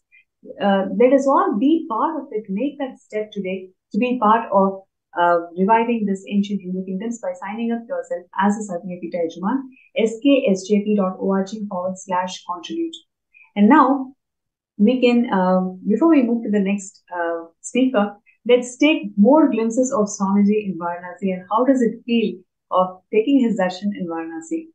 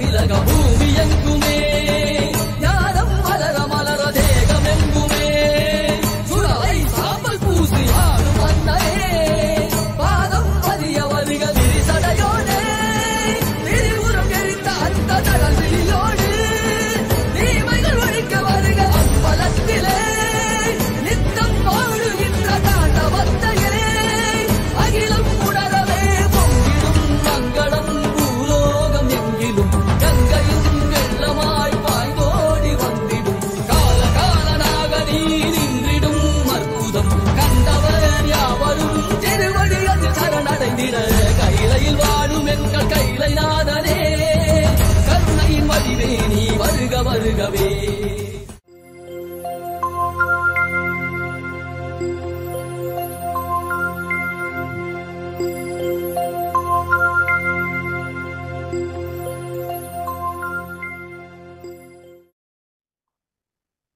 Yes, such a powerful expression, such a powerful expression of Paramashivam himself manifesting through the Nijavatara Swamiji in Varanasi back in 2015. What we just witnessed, the so powerful darshan, and many such powerful darshan Swamiji has graced the humanity in Varanasi. So many thousands of lives, just like how Mama said on the previous sharing, the skull literally brought the boat towards it just to get liberated by Swamiji. So like this, there are so many beings out there in Varanasi just waiting to get liberated through this Kashi Sarvanyapita and all the activities that Swamiji has inspired the entire sovereign order to conduct. And today we are going to be having next powerful sharing from a couple who are ordained to be part of the Kashi Sarvanyapita and the vision, the grand vision that Swamiji has given for the Kashi Sarvanyapita to serve the humanity. So it's my pleasure to welcome Ma and Shri Avimukta to this segment today. And before we begin the sharing, I just would like to share, back in 2015 itself, Mani Ayya, so that was his old name, he was blessed with the spiritual name Avimukta. So as we all know, Varanasi is the Avimukta Kshetra. So and then down the lane, memory trip down the lane, 2021, he receives the Guruvat that he is here. His purpose of his life is to be part of this greatest revival of Kashi Sarvanyapita. So it's such a profound, how Swamiji literally grooms each and every being and takes them, raises them to execute the whole vision and mission of Kailasa. So with no further delay, I would like to really listen from Sri Avimukta Ayya. How did it feel for you? Just looking back at all the beautiful memories that Swamiji has given you over the years, training you and grooming you to where you are today. Yeah, Nithyananda, thank you. Nithyananda. Thanks so much, Swamiji. Thanks so much. Ma, it's really a very close topic to me, and it's a very exciting one. Thanks for this great opportunity to talk about the name to where I am. So, of course, I got connected to Swamiji through his books and other things, but the important, if I look back, the important touch point I feel is 4 days NSP. The peak of the program is the death initiations. I know the devotees of 2010, most of them would have got touched by Swamiji by that death initiation process. So that was, earlier I was too much of a logical person. So, the book can give you a knowledge and tons of information. But I remember the NSP where the second day Swamiji came and he said, let's go for death initiation, and that's all. That's all. That 4-5 hours or something was, I never know that it's going to be the completely changing hours of my life. I can add the word like it's beyond experience. I can't describe it, blah, blah, blah, blah, blah. But how that is reflected. That's what mattered. Then after that, that particular program faced with religious persecution, which was vast in the in a spiritual thing, and what Swamiji was has to face as Sangha was it's really I mean, it's beyond words. It's so sad part of a black, I will say, a black part of Hindu spiritual history. So, but always I'm a little hesitant person to take any decision like that. But the experiences which I got in that particular program made me to stand up. I know very well it's not me. It's not my usual me. It's my being me. And that's a turning point. Like how flower as a seed, it becomes a tree. That seed of that experience slowly flowered, and I could able to stand up and say, that's enough. And that's a really start changing phase of me. Then I never missed any of the program of Swamiji, and not even a single day has left, listening a satsang, reading Swamiji's book or being part of Sangha. From that event onwards, Swamiji become absolutely a part of me, in all breath of me. So that experience, the death experience, was one of the starting point, I can say. Then when this naming ceremony used to happen, like, the spiritual name, we have to get it. So the name when he gave Srinitya Vimuktananda, normally when Swamiji is in Kala Bhairava Samadhi, Bhava Samadhi, he gives the name relevant to, all Kasi and all things, that's the way. You're just telling Jnanatma once, hey, Jnanatma, I've seen, whenever Kala Bhairava comes, he always give name. He's very close to few names and he gives always names like that. So in Sangha, you can find only a few people with this Kala Bhairava name, that's what. He was just telling like how this name came, and he called and explained it also, like how, and what is the meaning of one. For see how Shiva has done it. I mean, today Kashi stands. One is it's beyond time. We all know Kashi is standing for all 4 yugas. Very few places has that kind of a significance.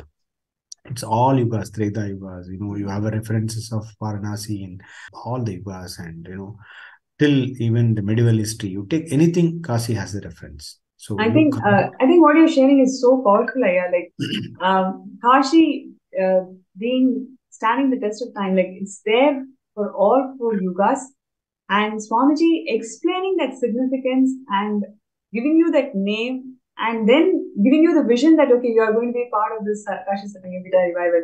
It is so beautiful how Swamiji grooms each and every being. So what we have as Kailasa is completely out of Swamiji's hard work and his extreme compassion for the humanity. No matter who they are, what they are doing, what they have done in the past, Swamiji holds that extreme possibility for each and every being, grooms them, and ensures that they are achieving their purpose of life. And to do that, Swamiji goes through anything and ensures that the being is actually getting fulfilled.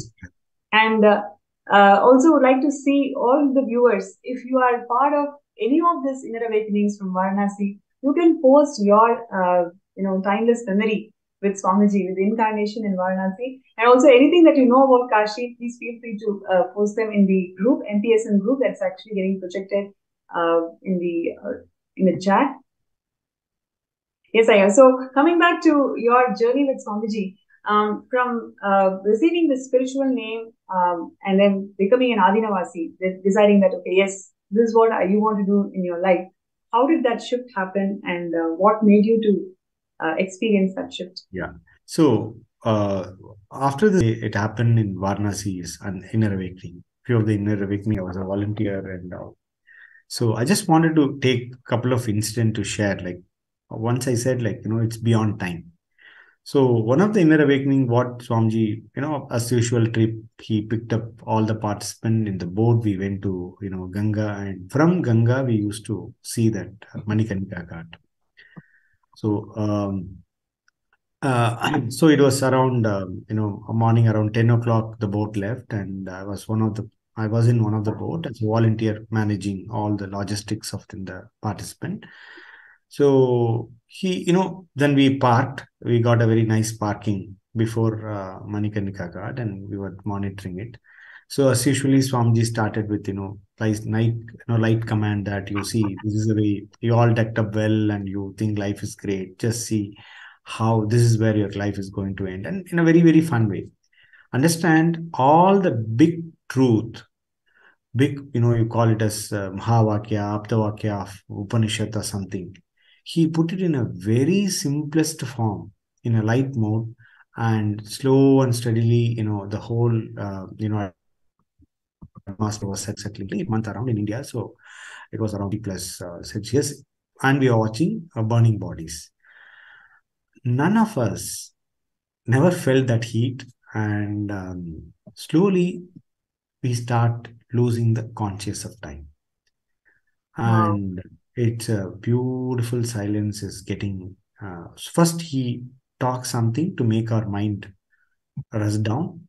And once the silence crept in, slowly whatever he seated, and it becomes an experience for us. And after 11, 12, we don't know what time, maybe around 5 o'clock, somebody came and say, just you all vacate the place, something like that. That's the time we understood that it's around 6 hours. 6 hours in a hot sun, watching the burning bodies. I mean, this is an experience, you can literally say it added so much in you. And I'm sure each and every, as you nicely say, Swamiji picks up each individual, even though it is a program for 500, 600 people. Each and every person is separately handled. Every soul, every being there is separately handled. What that being needed is exactly executed in the program. That's a greatness of Swamiji's any program. That too, when it's happening in Varanasi, in each and every city, Swamiji shows a different dimension. Tirunnamalai is some dimension, and Himalaya is a certain dimension. In Varanasi, it is Kalabhairava dimension. As Ma nicely put it, it's a very compassionate mother and precious father. So he really cuts off what has to be cut off. So in that, Manikarnika Ghat Darshan, it was typically, for me individually, I can call it as we are beyond time. And when you are beyond time, this death and other things are completely doesn't matter. I can now verbally, coin this word and say, but experientially it got seated there. Then when I came, before when I entered into that program as a volunteer, he called and he said, he preciously gave me the instruction that what temple, what is the meaning of Avimukta Kshetra, and how Adi Shankara's guru has installed that yantra. See, Kasi is not, it's a city, it's an yantra. If you know, around 108 important Shakti Pitas are there, and 54 Pingala, 54 Itakala, and all are temples as an yantra. So his city itself is an yantra. So Swamiji followed beautifully which temple to go, how to start with, how there are some circulation you have to do before doing the program. So he does all, and he explained very scientifically. So for me, it's really a food for my thought, food for my brain, that how this Kashi as a city, we look as a city, but it's a body, it's an Indra, and how as an energy things it works. So, and he's Avimukta Kshetra. Today, who can be, after all this meta stuff, all this attack, he is only person we could be able to see in the earth is he is unfortunately standing for Hinduism. He in each and every inner awakening happening at Varanasi, you can easily find out how he talks about the revival of Hinduism. I got touched. See, logically or mentally, I got touched by the way in which he explained it. Like, let it be the university. In Varanasi, when he was there, entire city used to come and see. Entire Mantaleshwars and all people come and just see the kind of a respect they hold for Swamiji. The kind of a respect the whole city, the whole Hinduism hold for it. Undoubtedly, you can say he is there to revive all the sampradayas for Hinduism. So that was a second closing point, and that is a time the third eye awakening was happening. That was individually something amazing. So this one is this Manikarnika Ghat experience. The second experience, okay, first day we understand about theoretically what is death and other thing. The second day when we are there, the trauma was happened, the earthquake was happened. So whole city was in 6.5 hectare scale. So in second day program, when we found that whole hall and everything was shaking, we all went out, right? As a precautionary message, we are supposed to run out and be in the open space and all. I could able to see how Swamiji just walk very compassionately and very composedly and just take us, all of us through, and just say, listen, I'm there for even in this kind of tough time. So the takeaway for me in that event is, of course, I learned theoretically, second day, little trauma has happened inside me also. But when I look back, I can see even in that moment, any part of trauma or earthquake in your life, he is there to hold you. When he is there, actually, there's no earthquake, there's a delusion, but still, he is there. When you find him, he is there to take care of every earthquake of your life, inside and outside. The third incident is when I was volunteering, there was one devotee from Bombay. She brought her father, and he was in the wheel. So I was servicing him, I was taking care of him and all. And he liberated, he got liberation when he was in Varanasi itself, with the few initiations and few days of Swamiji attending a program. The kind of liberation that older man got and how it healed their entire family, I could able to watch it very closely. And what Swamiji talking about, a graceful exit, that is going to be the greatest gift for humanity from Swamiji. And of course, he is there to revive all 10,000 sampradayas. All is going to happen. So if you ask me to pick up something, the graceful exit is going to be the key thing. What Swamiji, I mean, we've listened how Swamiji is bringing back life, how Swamiji is doing graceful exit, we can tell. So I saw that case very closely. And after that liberation, what all happened to that family? If one person is getting graceful exit with right, cognition or without any packages, soul leaves the family. All these 3 generations get liberated. All the karmic cycles get cut, so that the living, the below generations will get all blessings of wealth, health, and everything. I could able to see that practically in their family. So, and she was so much got attached and very much part of our Sangha now. So, imagine, all our parents, our relatives, even older days, if this signs of graceful exit has been given to us, it's something. This is what humanity is today missing.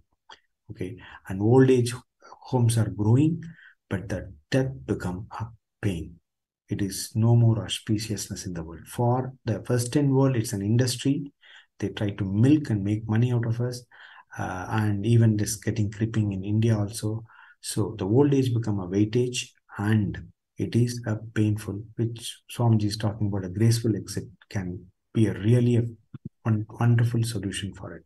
So, and actually, as you were sharing, right, I'd like to share with all the viewers, graceful exit. We have heard so many stories that people, especially the living and practicing Hindus, people who are close to their old age, they start settling to near Kashi with the hope that one or the other day I should die in Kashi so I can get liberated. But Paramashiva doesn't give liberation because you move places, right? So exactly on the day, something will happen, the person will be moved out of Kashi. So only the graced beings, really, really graced beings can leave the body in Kashi. And Swamiji is offering this service of graceful exit to one and all through Kashi Sarvanya Pita, where literally you can spend your old age in Kashi Sarvapita, and you can actually give a linga, donate a Shivalinga, and this Shivalinga will be installed in Kashi Sarvapita in the Ghats of Ganga itself, and it will be named after you, so you are eternally at the feet of Vishwanatha in the laps of Ganga, oneness with Paramashivam and Swamiji forever. So this is a beautiful gift that Swamiji is giving to the whole of the humanity for us to experience what it means by graceful exit. And you feel that, wow, this is something so beautiful, because once you give somebody this gift of graceful exit, you are actually liberating that person from this thousands and thousands of janmas of karma, right? This whole birth and death cycle, if somebody gets liberation out of it, and you are instrumental in doing that, that is the best thing that you can ever do to anybody, right? If you feel this relationship is too close to me, you have to, contribute to make it up to everything that they have gone through for me. If you consider somebody too close to you, then this is the best way how you can enrich the person and feel contributed to that relationship. Because once you liberate anybody from this karma or the cycle of life and death, and give them this beautiful space of always residing at the feet of Vishwanatha, manifesting through the Nijavatara Swamiji in the laps of Ganga. Wow, what a beautiful gift that you can give. So if you feel that, yes, you want to be part of it, you can sign up in sksjp.org/contribute. All the participants and viewers, if you feel so connected to this cause of graceful exit and you want to support this cause, you can sign up in the link that we are showing here. And if you've already signed up also, you can sign up once again to show your intention where you are at. And yes, I'm just checking the YouTube chats.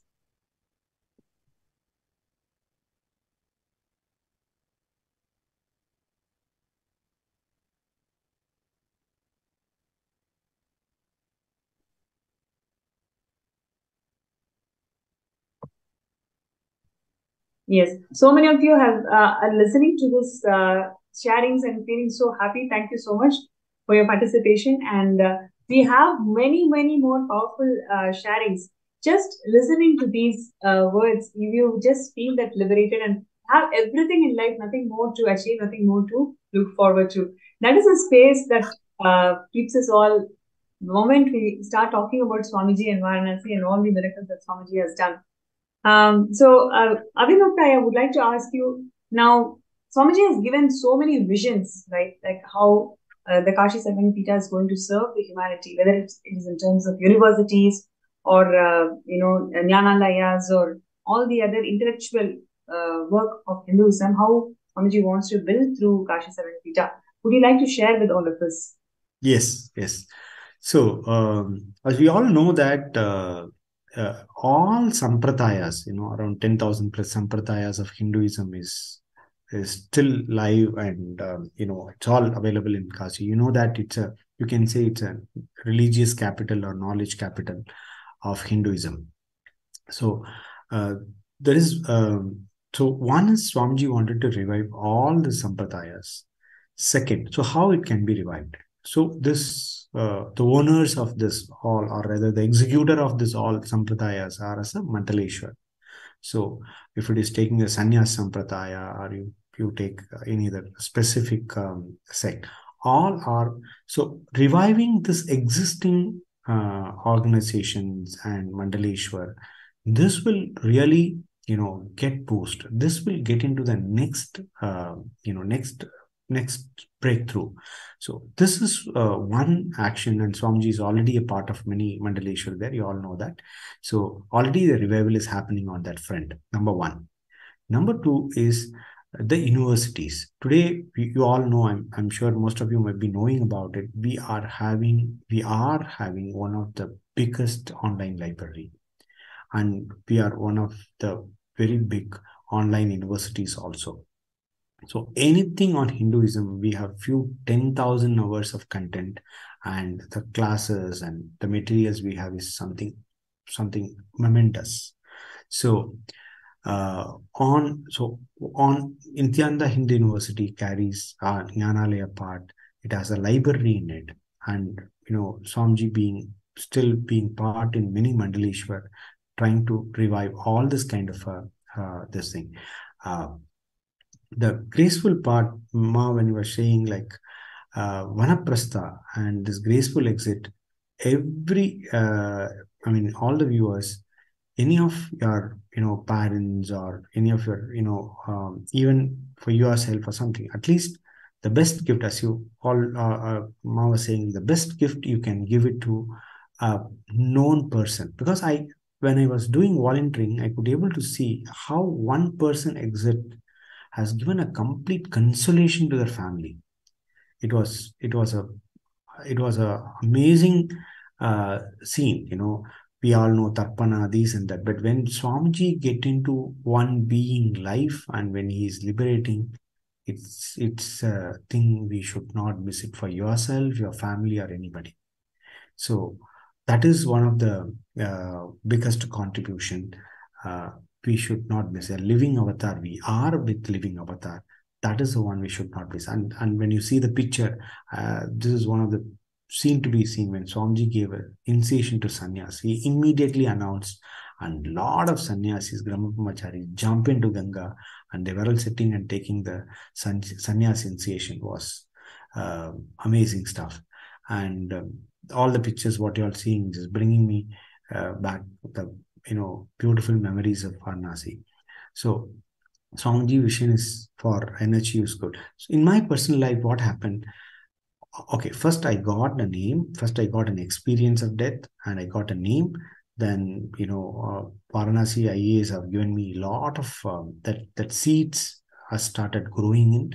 And when Devi Darshan happened, Swamiji personally blessed me. Like I have to be, my purpose of my life is taking up Kashi, Kailasa, and run that. And that too, as a family, I have to be there. And he always, I bow down to him, and a lot of gratitude to him, how he hold us this as a family.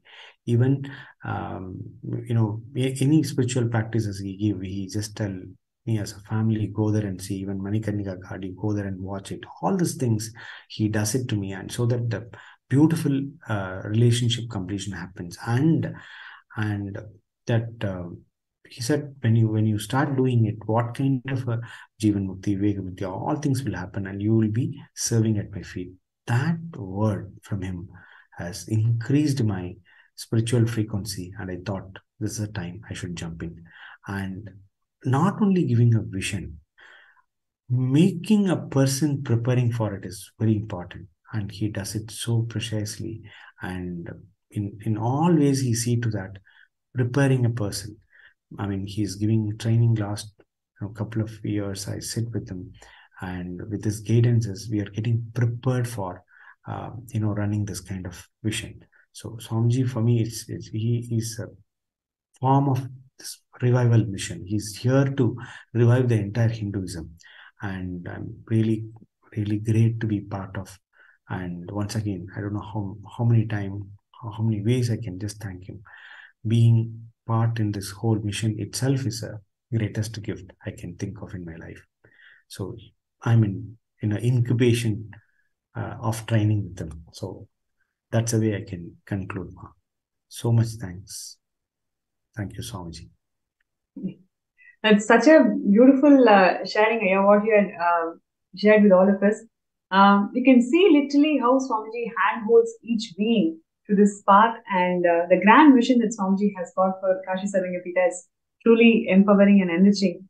So I request all the viewers out there, you can show your support, you can show your intention to be part of revival of these ancient enlightenment ecosystems by signing up yourself as skshp.org/contribute.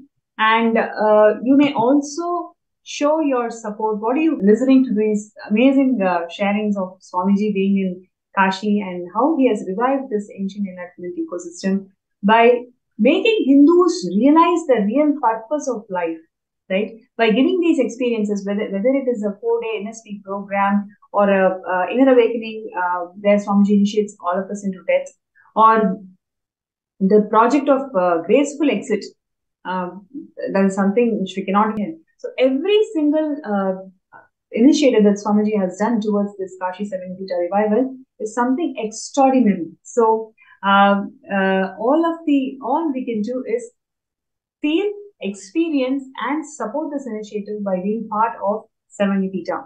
And next we also have Ma Avimuktananda, and today being the Kalyana Sundara Murthi Bhava Samadhi Darshan, where we are all going to experience the complete feeling in the oneness, completion in oneness in the relationships. Today being the wedding anniversary, I would like to really wish you all, and wanted to hear from Avimukta, how do you feel being part of the ecosystem? Did you ever imagine in your life that you're going to take up this huge work of being part of Kashi 7-Pita revival, and how Swamiji has taken you from where you are to where you are today? Sorry, we are not able to hear you, Ma. Thank you. Thank you, Ma. Thank you, Swamiji, for giving this opportunity to express what I feel about the whole thing. It's such a wonderful journey, actually. I really never imagined that I would be here and I would be doing these things. I remember when Shri Mukta was volunteering in Varanasi, we were called, we just joined him. Swamiji was so compassionate. We were not even, me and my son. When the program was happening, he just called us inside and, he made us a part of the initiations. So he was like, I'm so compassionate. It was like, it was an inner awakening program where outsiders were not allowed. But he was so compassionate. He just called us inside and he gave us the initiations also. So that is the deep compassion of Swamiji. And he also told Shri Mukta that as a family, you go and sit at Manikarnika Ghat for some time. So together, all three of us, me, my son, Gangadhara, who is now a part of the temple, he's heading the temple now. He's been a Gurukul student for the last 9 years, and now he's managing the temple. So Swamiji has brought him up.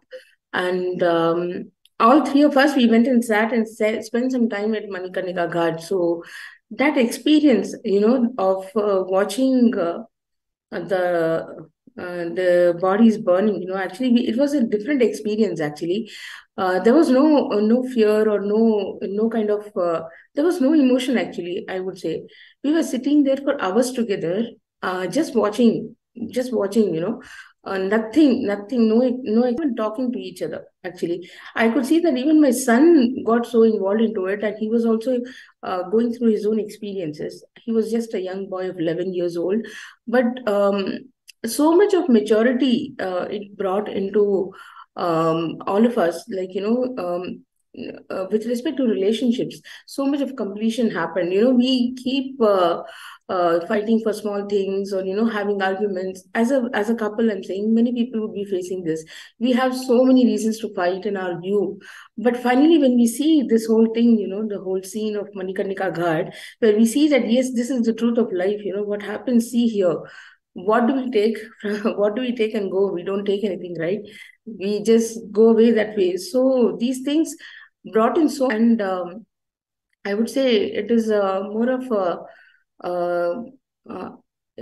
kind of restfulness, that a lot of completion happened with respect to relationships between us, as well as a couple, as well as between every other relationship that we have in our lives. So much of completion happened, and it really also helped me to hold myself in the right context when I lost my twin sister to cancer. And the whole I'm sure I would not have taken it the way, like in a matured way, if it would not have been for Swamiji.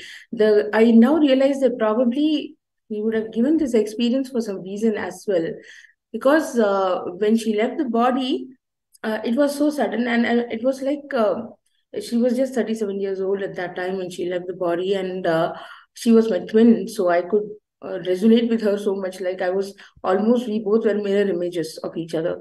So I would definitely not have gotten through that loss of my sibling if I didn't have the right cognition. But Swamiji really instilled into me, it could be because of that incident of watching the dead bodies at Manikarnika Ghat, sitting there and just watching. And that really brought that stillness in me, that I could take each and every, when my sister's, body was brought in for the last rites and other things, every incident, I was seeing my parents, they were, kind of really collapsing. And, I was, I could hold all of them in a, properly without getting emotional, and, giving them the right support.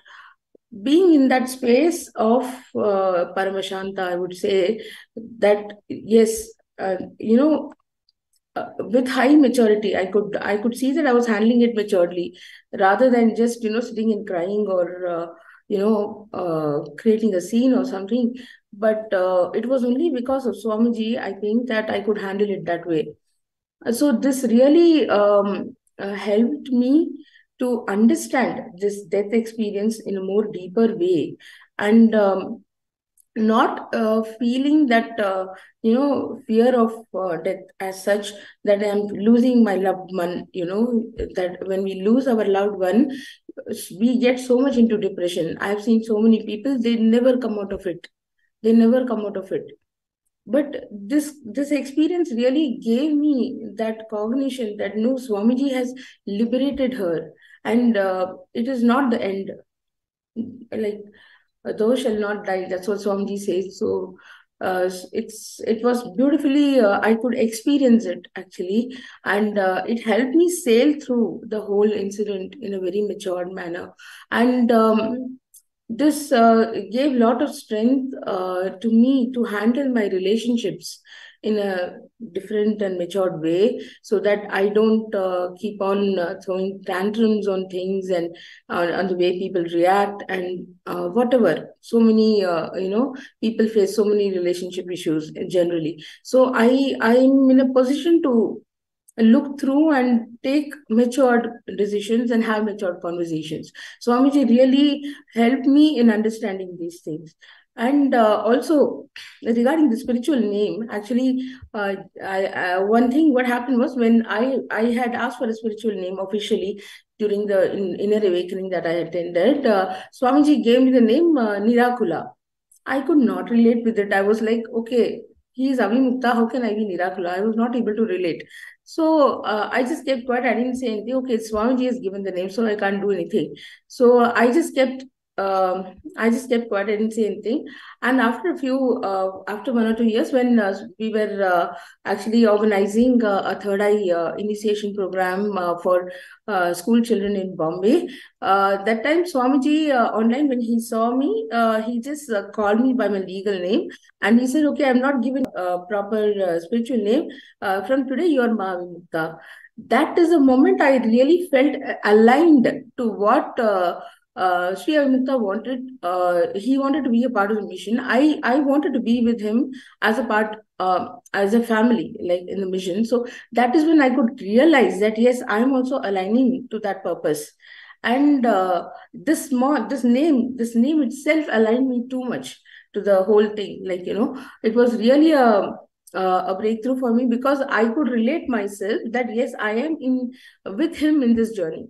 So it aligned me beautifully, and I could also support him in the decision of becoming an Adinavasi and be here as a family, and be a part of the Kashi Sarvagapita. And it's been a beautiful journey.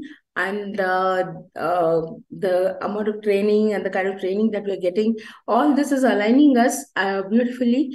And we really thank Swamiji for giving us this training and making us a part of his family. So thank you so much. That's all I want to share. Thank you.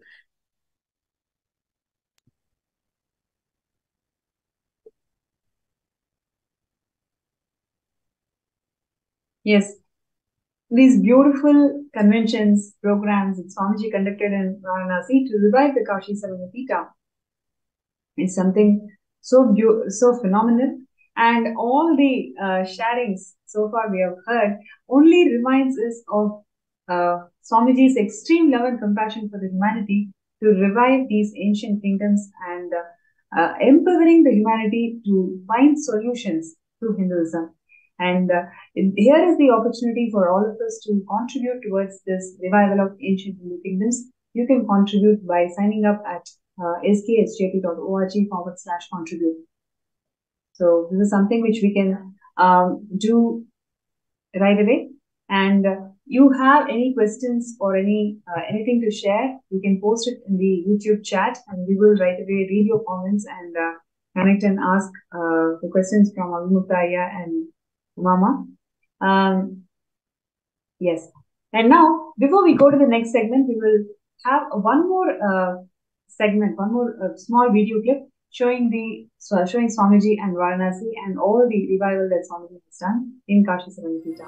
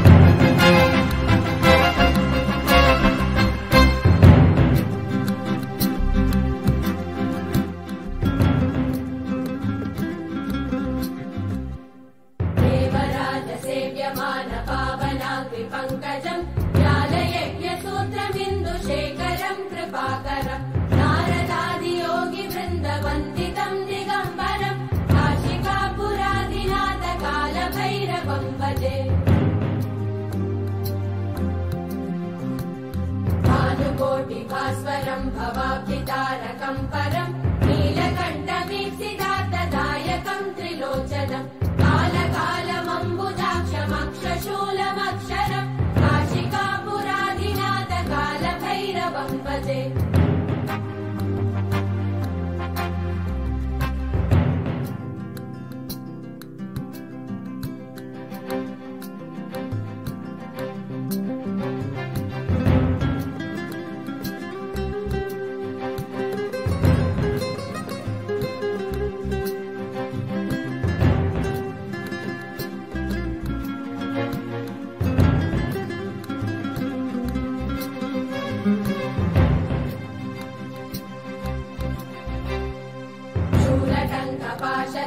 पाणिवादिकारणं श्यामकायमादिदेवमक्षरं निरामयं भीमविक्रमं प्रभुं विचित्रताण्डवप्रियं काशिकापुराधिनाथकालभैरवं भजे।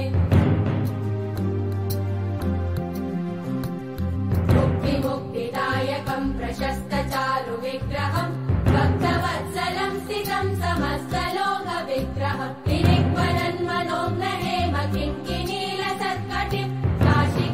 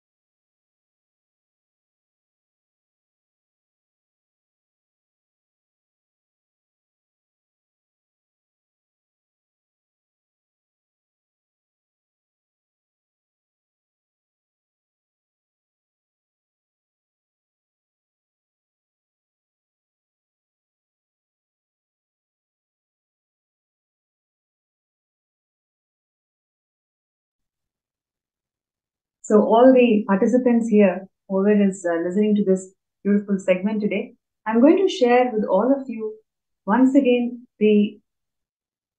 all the various contributions that Swamiji has done towards this Kashi Sagamapita. Kashi, the Avimukta Kshetra, stands for liberation. And Swamiji has granted this liberation as Paramashiva himself by various programs in Kashi Sagamapita in Varanasi. And thousands of people have experienced extraordinary miracles by being part of these initiatives.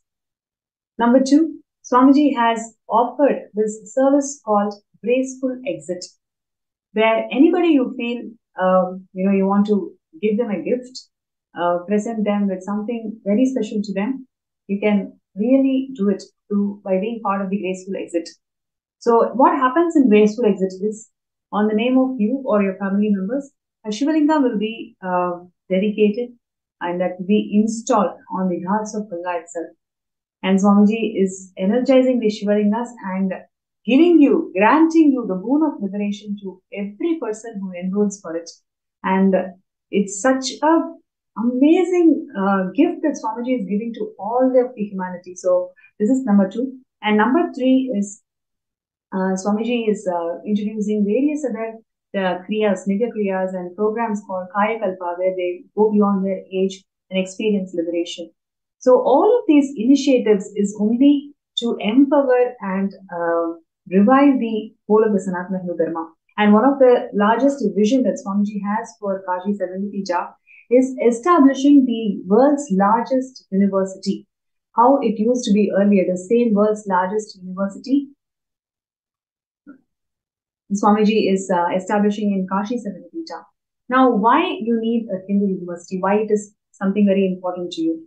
Please understand, there used to be 100 million source scriptures, and Hinduism is a pantheon of religions. Out of 100 million source scriptures, what we have in hand is only 10 million source scriptures.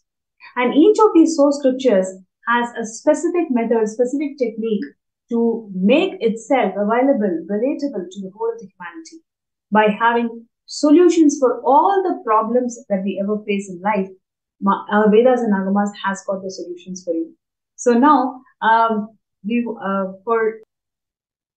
of 10 million source scriptures that we have in our hand, 90% of it is in our hands, and rest of the 90% is in the hands of the commercialists who patent the Hindu technology and make money.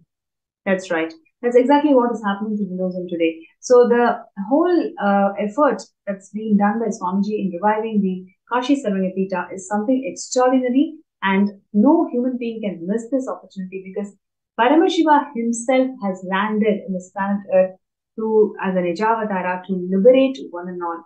So I once again announce all the participants to sign up in the link that is being shown, your interest to be part of Sagamapita.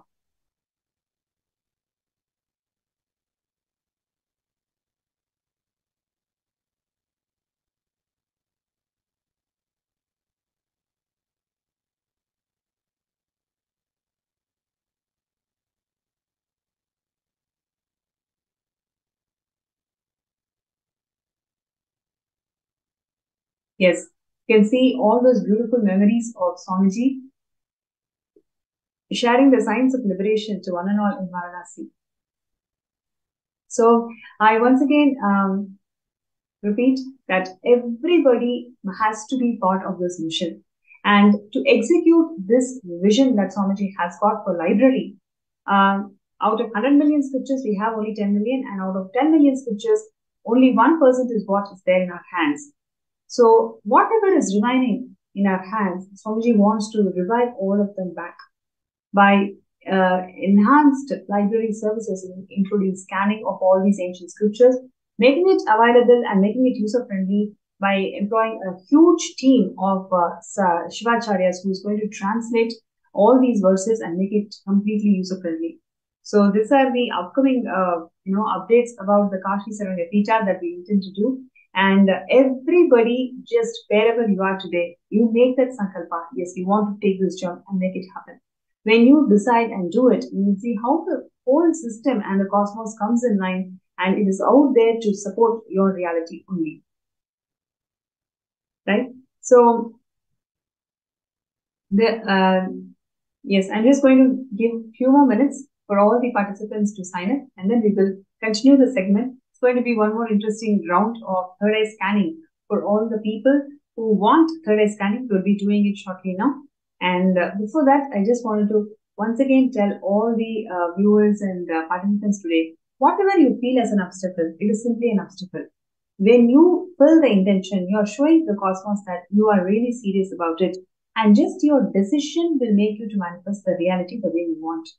So thank you all for all the participants. And in the next segment, we will be having a third eye scanning. There are several people out there who you feel that, yes, I want to change, I want to rebuild myself, but something happens, a trigger that will actually make you lose the whole focus, makes you lose the whole plot. So now we will see how Swamiji has empowered the whole humanity by providing liberating cognitions to all the problems. Every single problem Swamiji has given liberating cognitions. And now we will see a small clip more on Swamiji and Varanasi, and before we go to the next segment.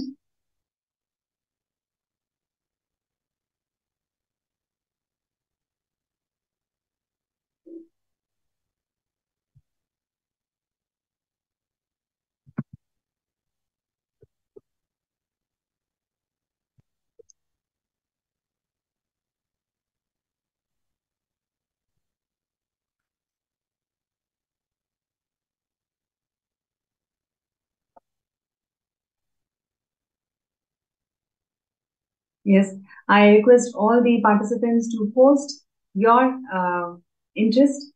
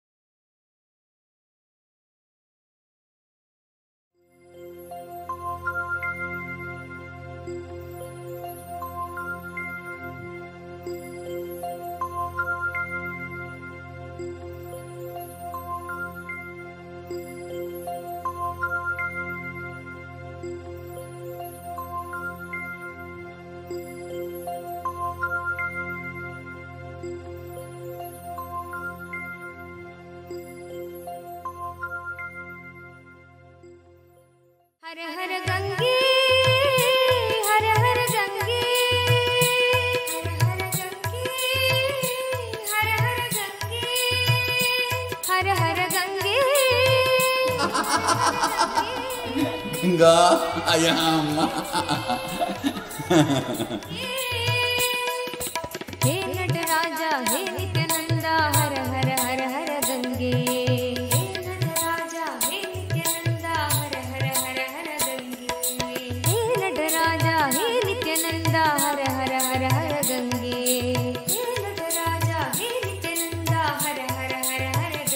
हर हर गंगे हर हर गंगे हर हर गंगे हर हर गंगे हर हर गंगे हर हर गंगे हर हर गंगे हर हर गंगे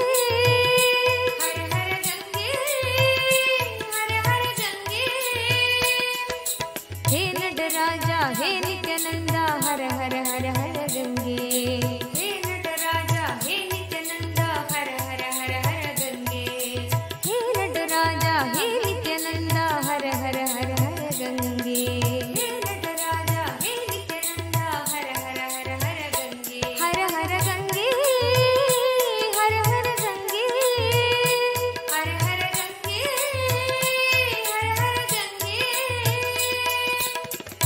नित्यपुरीश्वरा जय गंगाधरा नित्यपुरीश्वरा जय गंगाधरा नित्यपुरीश्वरा जय गंगा नित्यपुरीश्वरा जय गंगाधरा हर हर हर हर गंगे हर हर हर हर गंगे हर हर हर गंगे हर हर हर हर गंगे शंकरा शिव शंकरा शिव शंकर शंकर नित्या शंकरा शिव शंकरा शिव शंकर शंकर नित्या शंकरा शिव शंकरा शिव शंकर शंकर नित्या शंकरा शिव शंकरा शिव शंकर शंकर नित्या शंकरा शिव शंकरा शिव शंकर शंकर नित्या शंकरा शिव शंकरा शिव शंकर शंकर नित्या शंकरा शिव शंकरा शिव शंकर शंकर नित्या शंकरा शिव शंकरा शिव शंकर शंकर नित्या हर हर गंगे हर हर गंगे हर हर गंगे हर हर गंगे हर हर गंगे हर हर Gange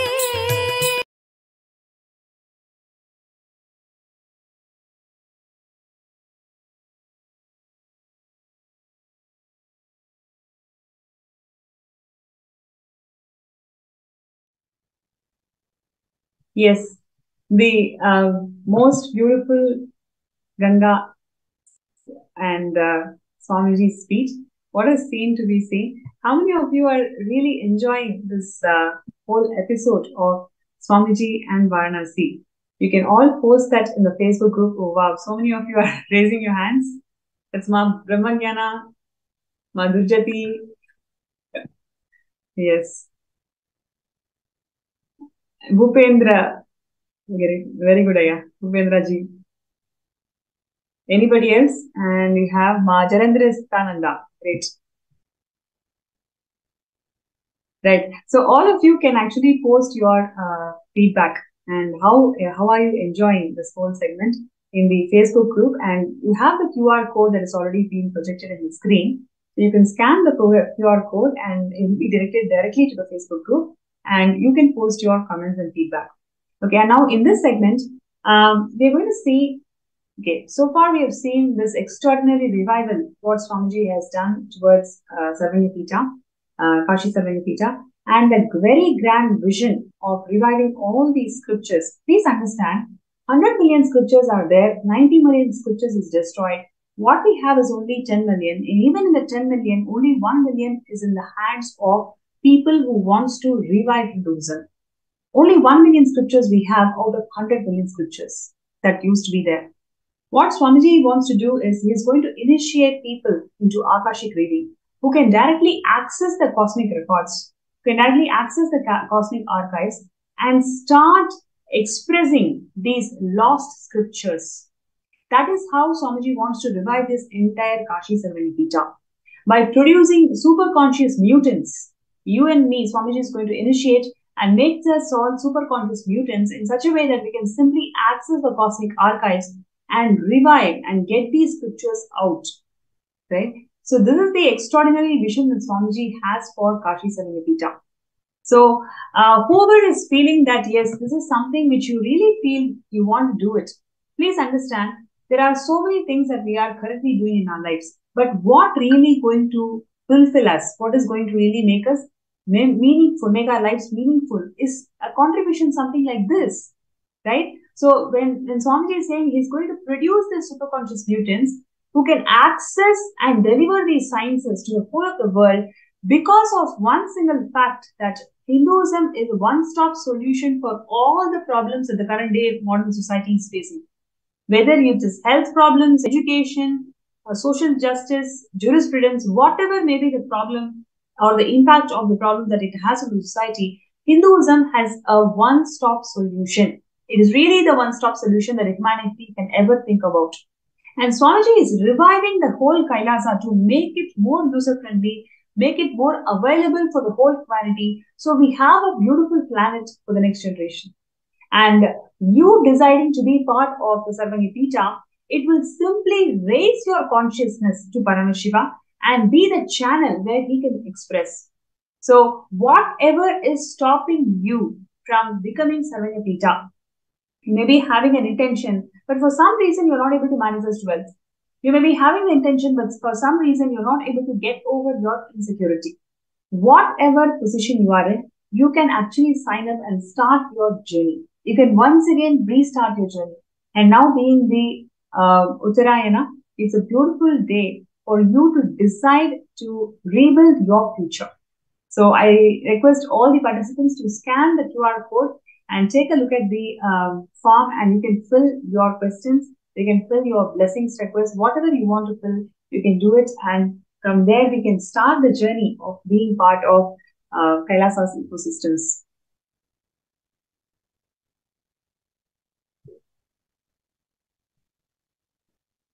So, yes.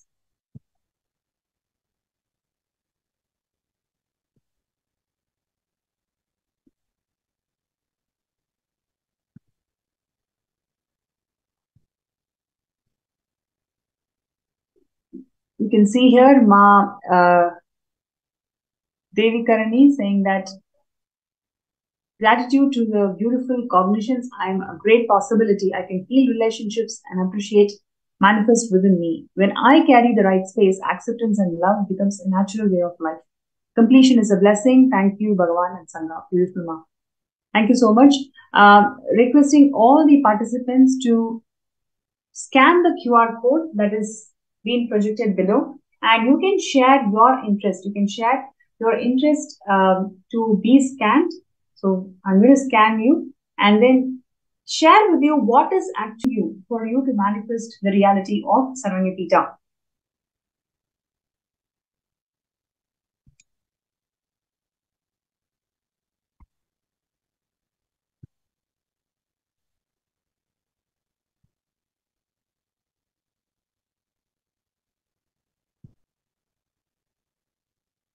Requesting all the participants to scan the QR code, and you will be directed to the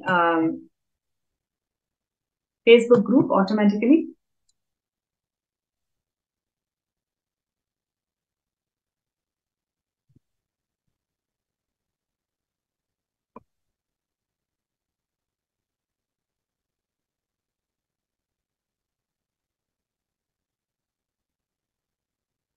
So if you would like to get scanned, you can post that in the group and we will immediately work on you.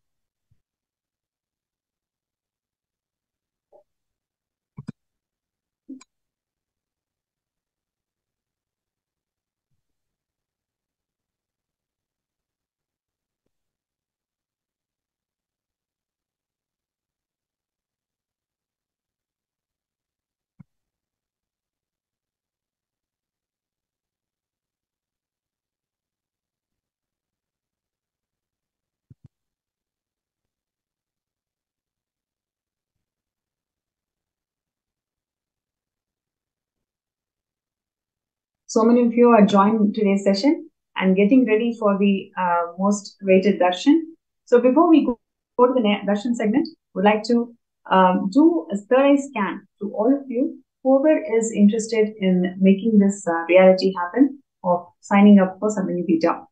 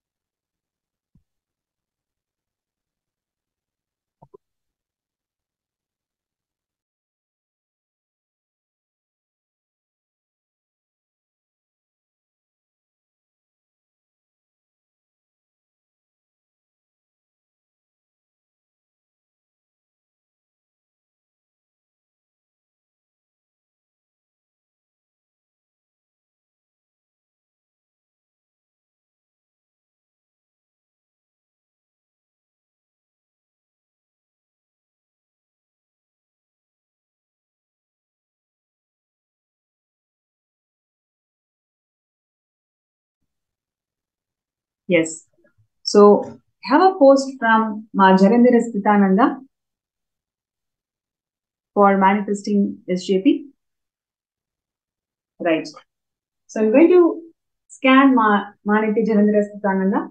And Ma Jarandhara Sthitananda, we can communicate. As I'm scanning, you can start writing, you can start typing whatever you are able to connect, whatever you are able to relate. So today we will be having a breakthrough in the way you are approaching SJP and in the way you're going to manifest SJP, right? So let us take that sankalpa and please sit straight. Please close your eyes and connect with Swamiji. Let us chant the Mahavakya.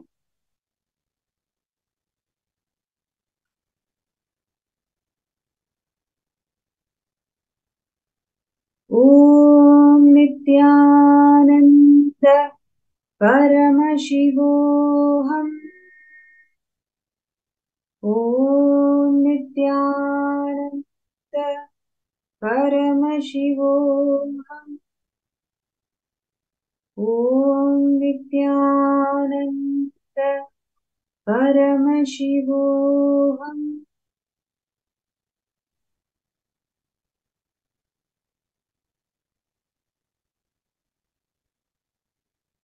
Yes. Ma Jarandhara Sthitananda, first thing that Swamiji is showing is your existence in parallel universes. Right? Moment you read the very purpose of your life, how you exist in your, you will start experiencing a shift, a natural shift in the way you are approaching the problem today. In terms of manifesting SJP is, I am trying every single avenue, but it is not manifesting. And I don't know what to do. And whatever you are trying only from the logic of being caught or being caged. And this logic is already confined because of all the SDHC that you carry about yourself. Swamiji is sharing, just by you deciding to have that knowledge about your parallel existence, where are you, which loka are you, and how are you positioned in that loka. Just having this glimpse and having this understanding is shift all the powerlessness that you carry about not being able to manifest the SJP. Is this making sense, ma? I request the tech team to project the FB.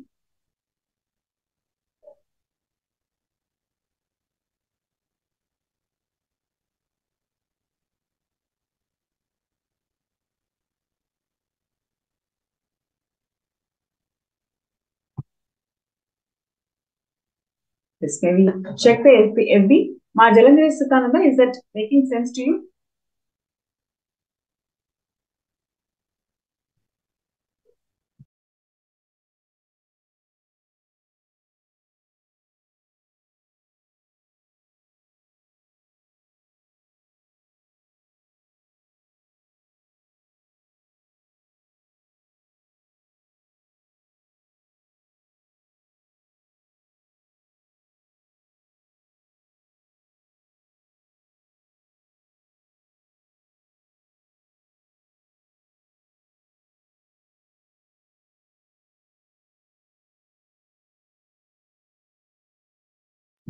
Ma Jarandhara Sthitananda, are you able to connect to this and post it in the chat? And now we will actually go through the space of you experiencing a parallel universe existence, right? So I request you to please sit straight and chant Mahavakya loudly 11 times, right? And in the 11th, you connect to Swamiji, right? You are already initiated into this power of Yogini Siddhanam. So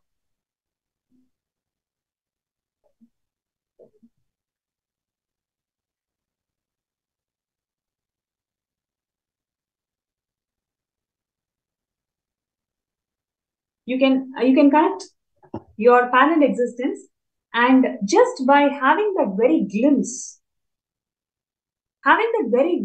that you are a yogini and you don't have any limitations in life, that very glimpse will make you to drop all the powerlessness that you're having towards manifestation. You will see simply the efforts, it's very, very small efforts that you make will yield you results because there is no print of SDHT inside you.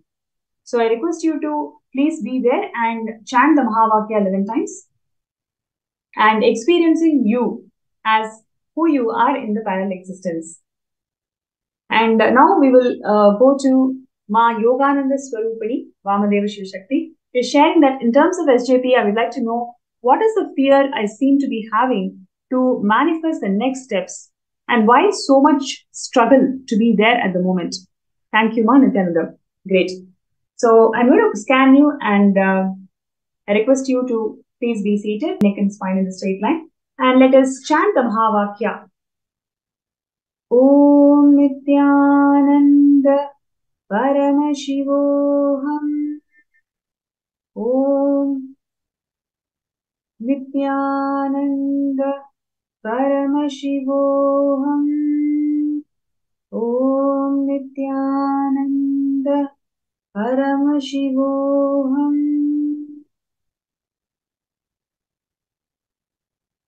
Yes.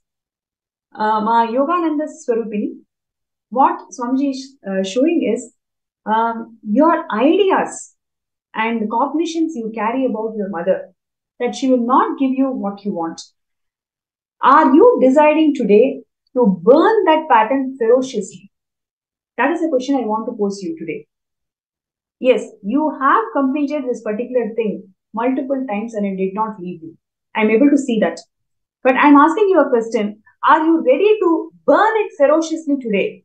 Just by your cognition, life will give you what I want. I am going to manifest what I want in life and take a decision today. The whole SJP is already there with you. Right? The whole of the SJP, whatever money you need to manifest, it's already there with you. But because you carry this idea that life will not give me what I want, so you are starting to strategize for life. Okay, I will show life that I'm doing this effort. I will start showing life that I'm doing this effort, so life will give me something. You are right now bargaining. You are actually bargaining with life right now. Just burn this idea, burn this incompletion with the mother and decide that you are going to contribute. No matter how others are empowering you or not, you are deciding to make this happen. Right? So, Ma Yogananda Swarupini, just your decision. Don't even casually entertain, oh, it's just, small few minutes. I was just lying here. No. Bring integrity in every single decision that you are making towards relationship and heal the whole relationships. Right? So, I request you to take few minutes and cognize, internalize, and ferociously declare today that you are going to drop all the powerlessness, anger that you carry with your mother, that she never gave you what you wanted in life.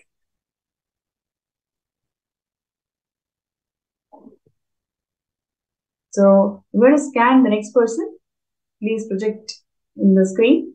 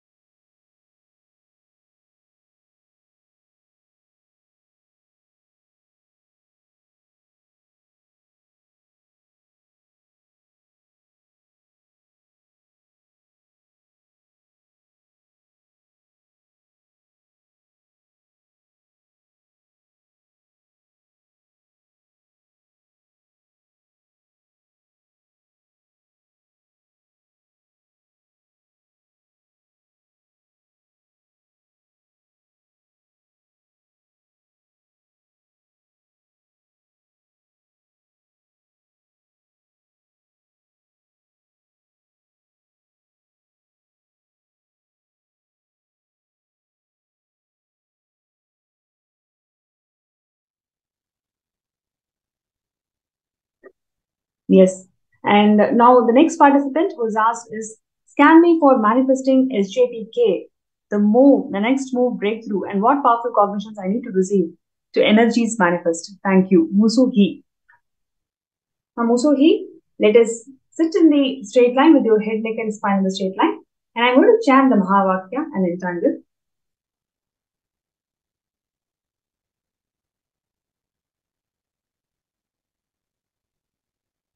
Om Nithyananda Paramashivoham.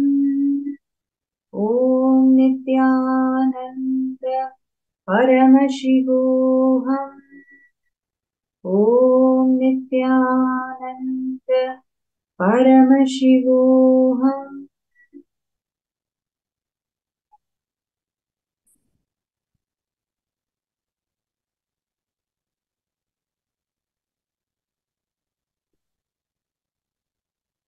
Yes. Ma Musuhi, one thing that Swamiji showed very clear is the next step that you need to take, right? So far you penned down everything that you have done. I think you have taken steps around 5 to 6 things that you're constantly working on. So you pen down all of that. Okay. Now you will see you just need to start enriching 21 people for yoga session. Chinese Sangha will be conducting yoga session, I believe. So you can start enriching 21 people for the yoga session. As soon as you manifest this 21st person, you will see a new avenue will start opening up for you towards SJP. Right? So you just need to do it intensely. Next 2 days, 2 to 3 days you take. Within 3 days, manifest 21 people for the yoga session. And you will see, you will be able to move this obstacle that is there for you to manifest SJPK. Many times Swamiji has always shared, and that is how he moves in life. When some project is getting stuck, he immediately takes up some 10-15 projects at the same time. And when these things are getting moved, suddenly the obstacle which is stopping the project that will also is getting moves. So for you, just decide to enrich 21 people for yoga session in next 3 days, and you will see the obstacles that is there for manifesting the SJP, it will get moved by Swamiji's blessings, and you will be able to make it happen.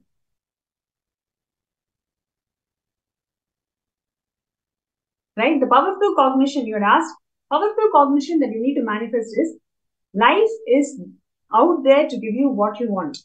Right? Life has no hypocrisy. Whatever you want, life is exactly granting you the way you want. So next we will go to one more person who has posted for scanning.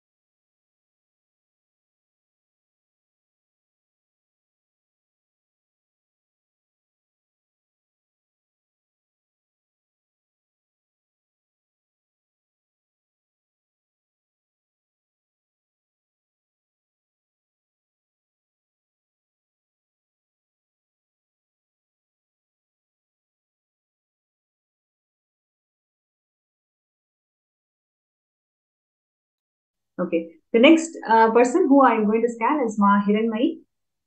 Yes. Ma Hiranmayi, I am going to scan you. So now I request you to please be seated with your head, neck and spine in the straight line, and let's chant the Mahavakya together. Om Nithyananda Paramashivoham. Om Nithyananda Paramashivoham. Om Nithyananda Paramashivoham.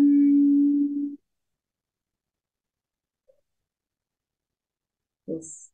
Ma Hiranmayi.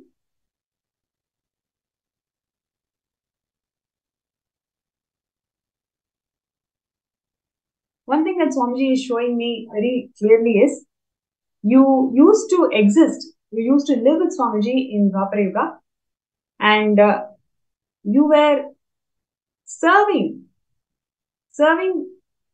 the avatar, and for some reason, for some delusion that you carried about him, made you to distance yourself from him. Just that distance, just that you experiencing that distance, literally made you a rock. Literally, that made you a rock. If you intensely connect with Swamiji's third eye now, you can start experiencing that feeling of rock within you. In your anahata, you can actually experiencing that heaviness of a rock. It is nothing but your delusion deciding to distance from Bhagavan. Now, just make this as your very mission. Becoming Sarvanya Pita Yajaman is you experiencing that oneness with him. Right? You experiencing that oneness with him. Now take responsibility to make that vision happen. Nothing is impossible in life. You just need to decide, yes, this is something which I want to manifest. With Swamiji's grace and blessings, you'll be able to simply manifest it. So I request you to kindly take a few minutes and do this exercise. Right. So I request all the participants, whoever is out there, today decide, let me burn all my SDHT. Let me burn everything that is stopping me from manifesting the Sarvanya Pita. Decide to contribute. Whatever you have, first let us start the journey. Many times, when we start the journey, you will see in few months or few weeks, huge breakthrough is just there, right there. So I request all the participants to sign up sksjp.org/contribute.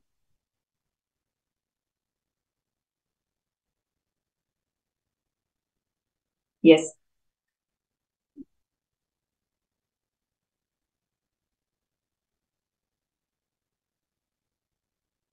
Requesting the tech team to kindly scroll down.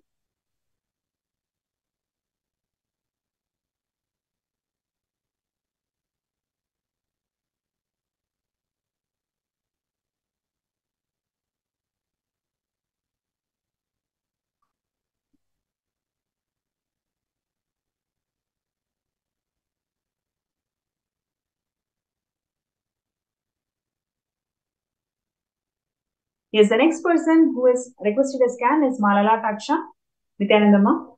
So let us chant the Mahavakya together and I'll scan you.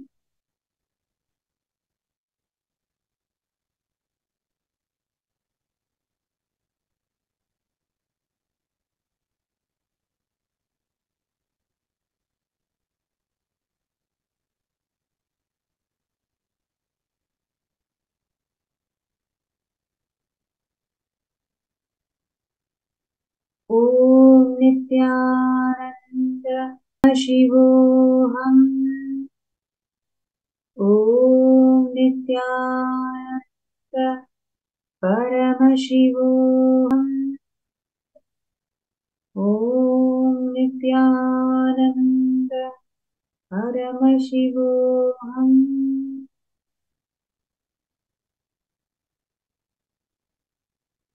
Yes.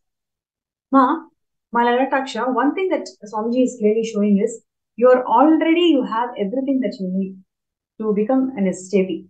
Okay. Today, I'm going to share with you. Have you heard of Naga sadhus who protected Hinduism for Kashi Sarvanya Pita? When the attackers, anti-Hindu elements, attacked the Naga sadhus, about 10,800 people left their body. They were killed. But 5 sadhus, just with their extreme tyaga, they were able to revive. They were able to give this Vishwanatha to the whole world. Moment you start dropping insecurities, self-centered insecurities, you will see there exists no obstacle in the first place. You can simply do it even now if you want it. Swamiji has showered you with everything that you need to become the Sarvapita Yajman. You just need to decide when you want to do it. It's really the decision that is waiting from you to Paramashiva. Right? So this is for Malalataksha. Anybody else? Yeah. There is nobody, then we can proceed to the next part of the segment, which is Darshan preparation, the most awaited moment of the day. I request all the participants to come down and settle down. We will be having the Darshan shortly.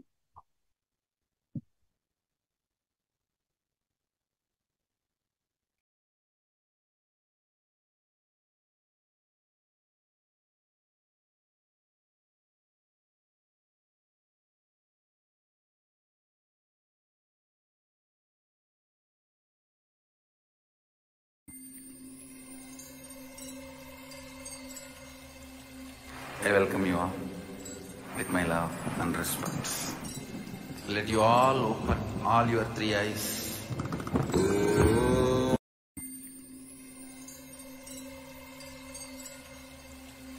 I welcome you all with my love and respect. Let you all open all your three eyes.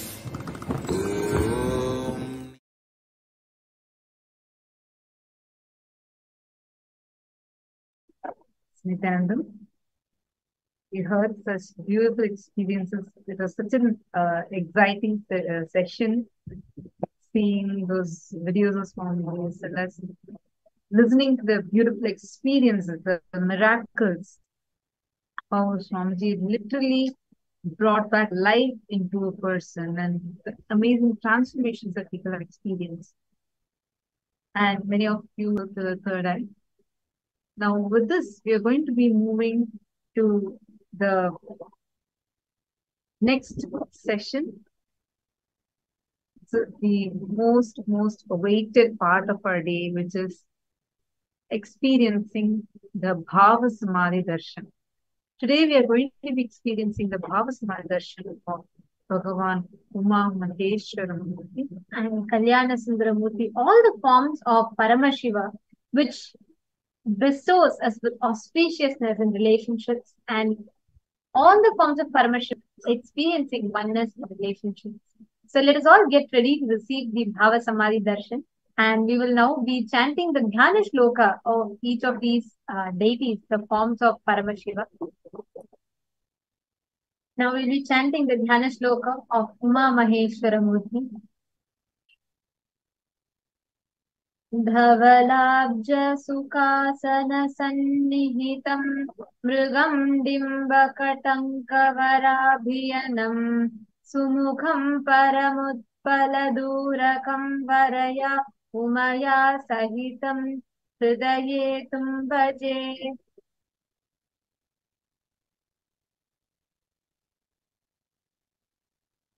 The next is the Dhyana Shloka of Sukhasana Murti.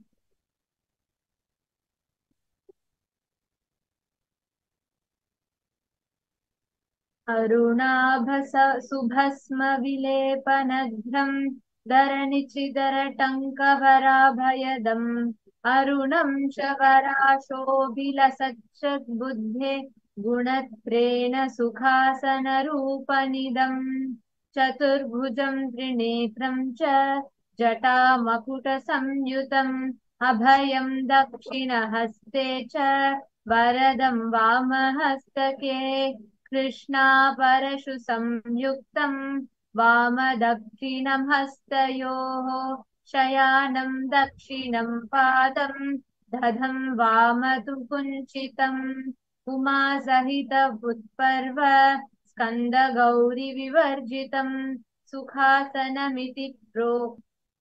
Now, in this way, let us all get ready to receive the Bhava Samadhi Darshan of Uma Maheshwara Murti, Umesha Murti, Sukhasana Murti, the forms of Paramashiva, manifesting through the Nijavatara, the embodied form of Paramashiva. Now, please enter into the meditation state. and start chanting the Bhava. Om Nithyananda Paramashivam. Om Nithyananda Paramashivam. Om Nithyananda Paramashivam.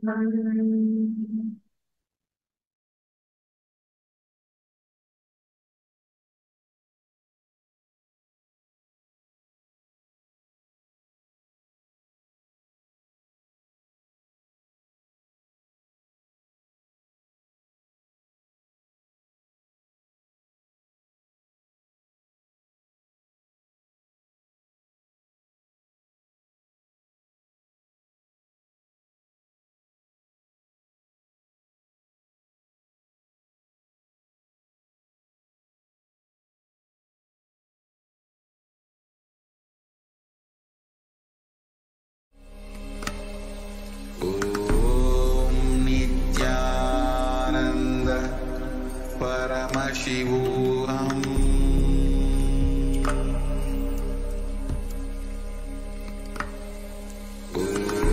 Om Nithyananda Paramashivam.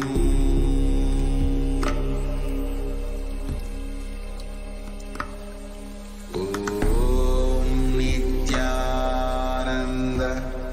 Paramashivam.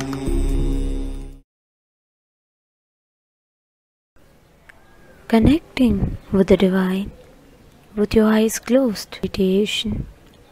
Connecting with the divine with your eyes open is Darshan.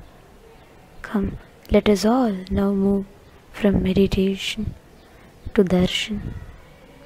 Slowly, very slowly, please open your eyes.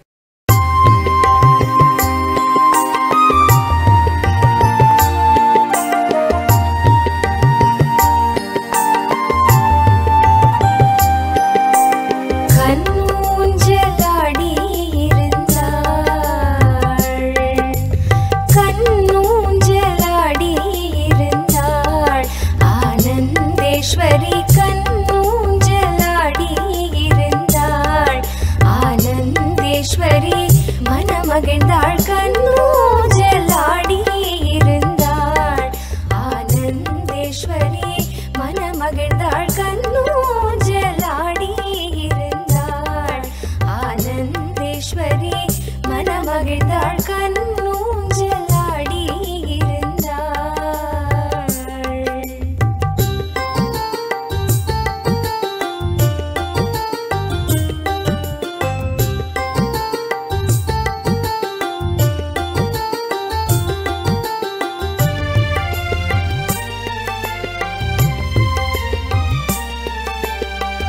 பொன்னூஞ்சலில் அமர்ந்த ஆனந்த ஈஸ்வரன் மேல்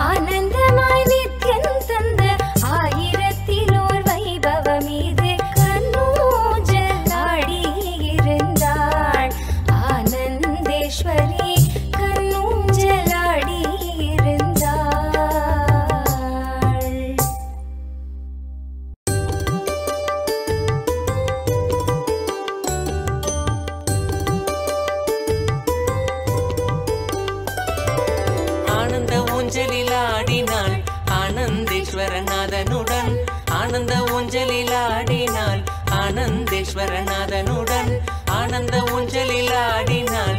ஆனந்தேஸ்வரநாதனுடன் ஆனந்த ஊஞ்சலில் ஆடினாள். ஆனந்தேஸ்வரநாதனுடன்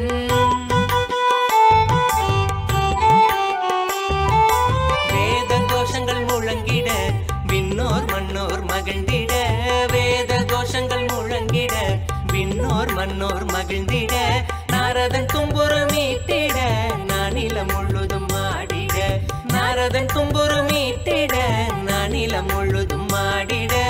ஆனந்த ஊஞ்சலில் ஆடினாள். ஆனந்தேஸ்வரநாதனுடன் ஆனந்த ஊஞ்சலில் ஆடினாள். ஆனந்தேஸ்வரநாதனுடன்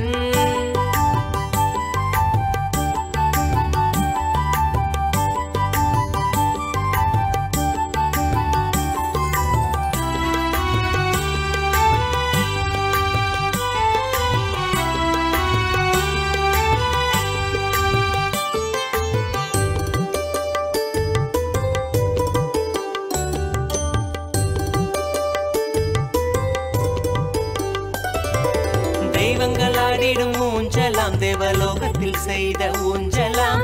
தெய்வங்களாடிடும் ஊஞ்சலாம் தேவலோகத்தில் செய்த ஊஞ்சலாம். தெய்வங்களாடிடும் ஊஞ்சலாம் தேவலோக ஊஞ்சலாம். தெய்வங்களாடிடும் ஊஞ்சலாம் தேவலோகத்தில் செய்த ஊஞ்சலாம். தங்கத்திலான ஊஞ்சலாய் வைரலங்காரமாய். தங்கத்திலான ஊஞ்சலாய் வைரத்தினில் அலங்காரமாய். பார்க்கும் பக்தர் நித்திய ஆனந்தமாய் தோன்றிடவே ஆனந்தேஸ்வரி. பார்க்கும் பக்தர் நித்திய ஆனந்தமாய் தோன்றிடவே ஆனந்தேஸ்வரி. ஆனந்த ஊஞ்சலில் ஆடினாள். ஆனந்தேஸ்வரநாதனுடன் ஆனந்த ஊஞ்சலில் ஆடினாள். ஆனந்தேஸ்வரநாதனுடன்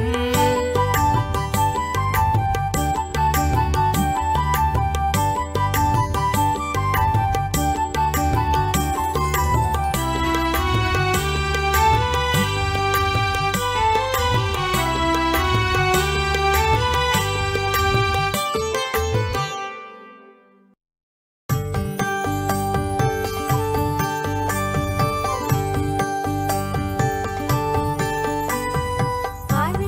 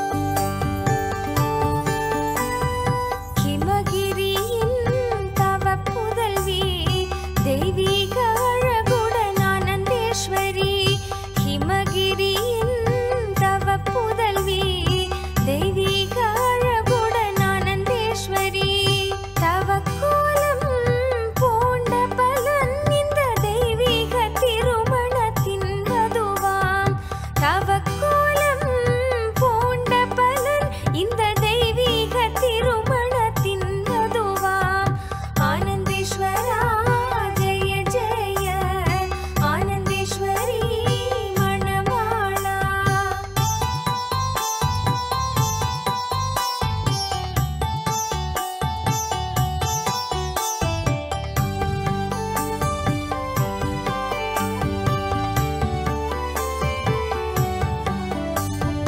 நாரணனும் மணமகனை வரவேற்று உபசாரம் செய்தார் நாரணனும் மணமகனை வரவேற்று உபசாரம் செய்தார் தங்கை ஆனந்த ஈஸ்வரியை மணம் முடிக்க நிச்சயம் செய்தார் தங்கை ஆனந்த ஈஸ்வரியை மணம் முடிக்க நிச்சயம் செய்தார் ஆனந்தேஸ்வரா ஜெய ஜெய ஆனந்தேஸ்வரி மணவாளா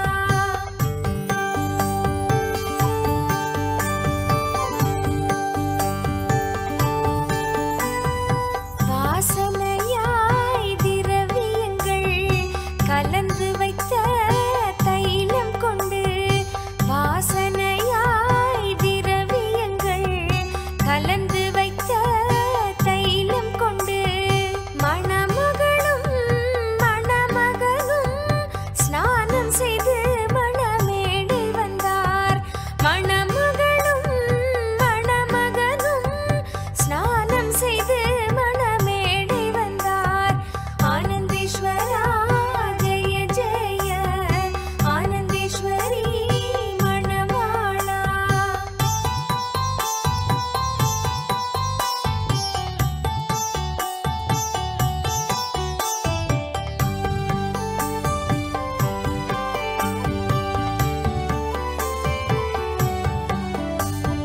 மணமக்கள் இருவருக்கும் திருக்கரத்தில் காப்பு கட்டி மணமக்கள் இருவருக்கும் திருக்கரத்தில் காப்பு கட்டி திருமாலும் திருமணத்தை விரதம் செய்து துவக்கி வைத்தார் திருமாலும் திருமணத்தை விரதம் செய்து துவக்கி வைத்தார் ஆனந்தேஸ்வரா ஜெய ஜெய ஆனந்தேஸ்வரி மணவாளா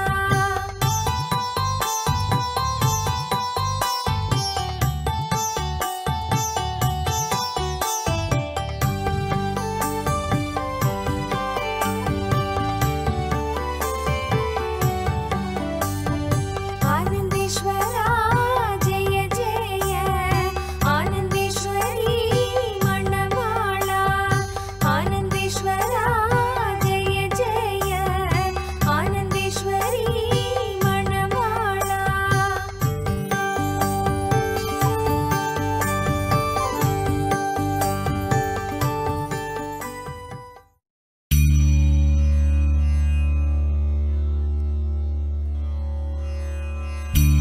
ஞானங்கள் கோடி நித்யானந்த கணபதியை துதித்து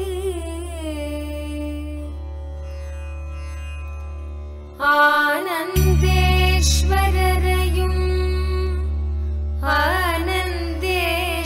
ஆனந்தேஸ்வரியையும் வர்ணித்து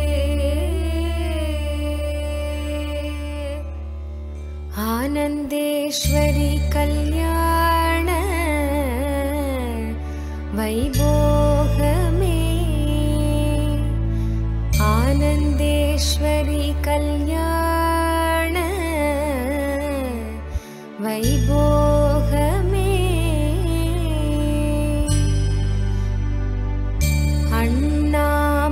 அண்ணாமலையோனே ஆதிசிவரூபா அண்ணா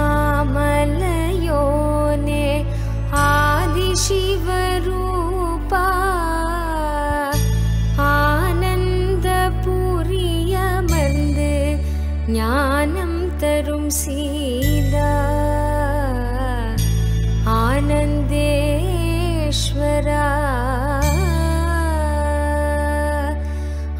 आनन्देश्वरी कल्याण वैभोगमे आनन्देश्वरी कल्याण वैभोगमे आनन्देश्वरी कल्याण वैभोगमे आनन्देश्वरी कल्याण वैभोगमे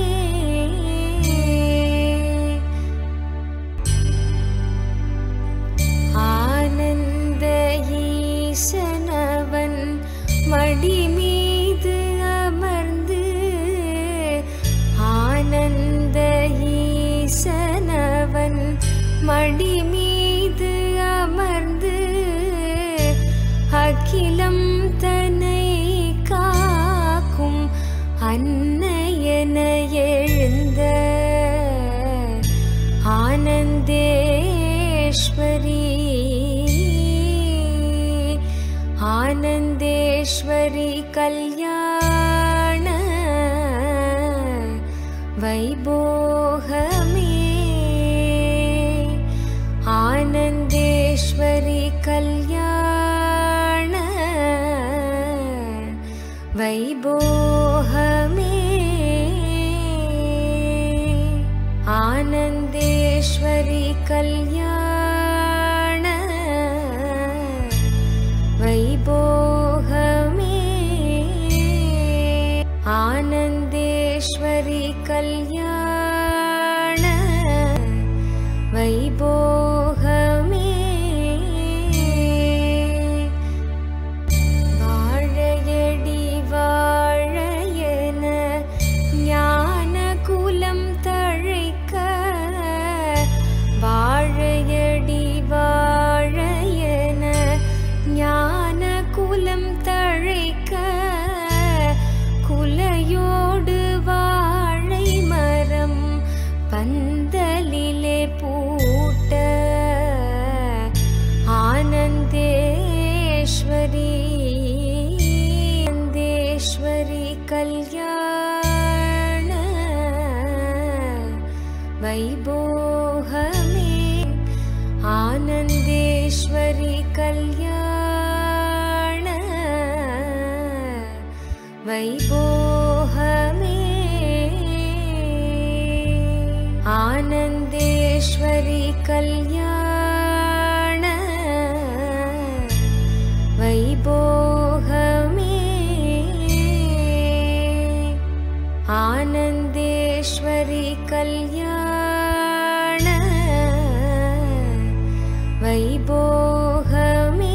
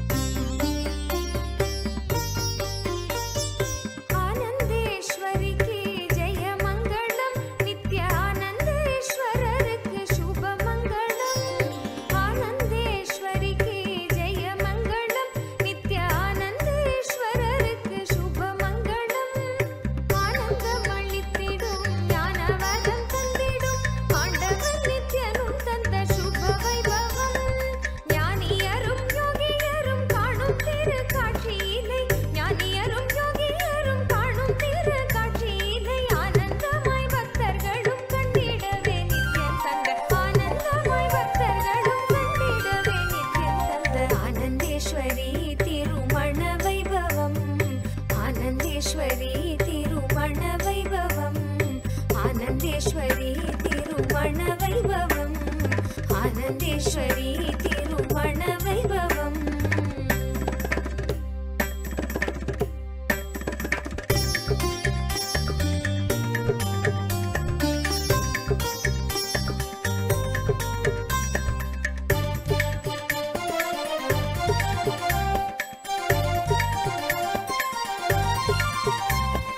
வேத விற்பனருக்கெல்லாம் ஜெய மங்களம் வரம் வேண்டி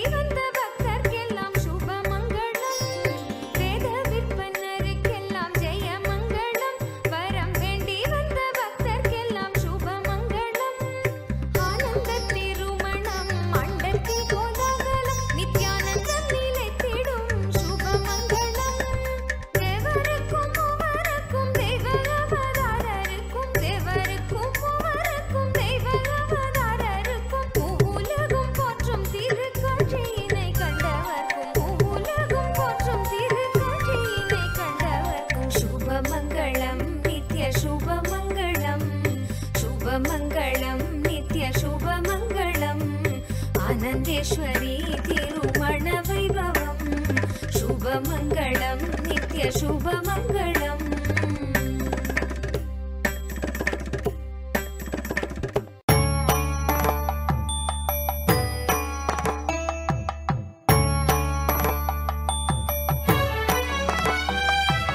மாலை சாற்றினாள் தேவி ஆனந்தேஸ்வரி மாலை சாற்றினாள் தேவி ஆனந்தேஸ்வரி ஆனந்தேசன் பொன் கழுத்தில் அன்பினோடு தேவியும் ஆனந்தேசன் பொன் கழுத்தில் அன்பினோடு தேவியும் வையகம் காத்திடும் மாமலர் கரத்தினார் வையகம் காத்திடும் மாமலர் கரத்தினார் மாலை சாற்றினாள் தேவி ஆனந்தேஸ்வரி மாலை சாற்றினாள் தேவி ஆனந்தேஸ்வரி ஆனந்தேசன் பொன் கழுத்தில் அன்பினோடு தேவியும் ஆனந்தேசன் பொன் கழுத்தில் அன்பினோடு தேவியும்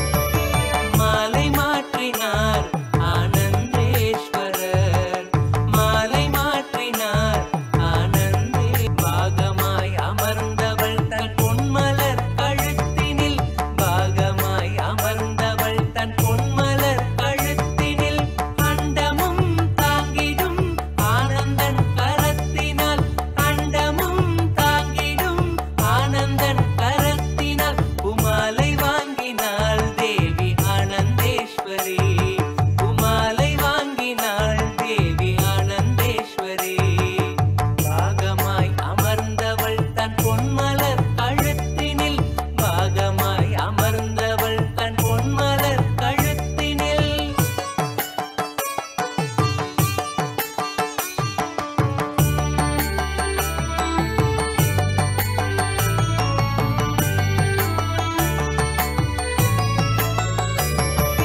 ரக்த சந்தனம் கோத்த சக்தி மாலையாம் ரக்த சந்தனம் கோத்த சக்தி மாலையாம் சக்தியோடு பக்தியும் அளிக்கும் தெய்வ மாலையாம் சக்தியோடு பக்தியும் அளிக்கும் தெய்வ மாலையாம் நித்யானந்தம் கொண்டாடியே தேவியும் கரத்தினார் நித்யானந்தம் கொண்டாடியே தேவியும் கரத்தினார் மாலை சாற்றினாள் தேவி ஆனந்தேஸ்வரி மாலை சாற்றினாள் தேவி ஆனந்தேஸ்வரி ஆனந்தேசன் பொன் கழுத்தில் அன்பினோடு தேவியும் ஆனந்தேசன் பொன் கழுத்தில் அன்பினோடு தேவியும்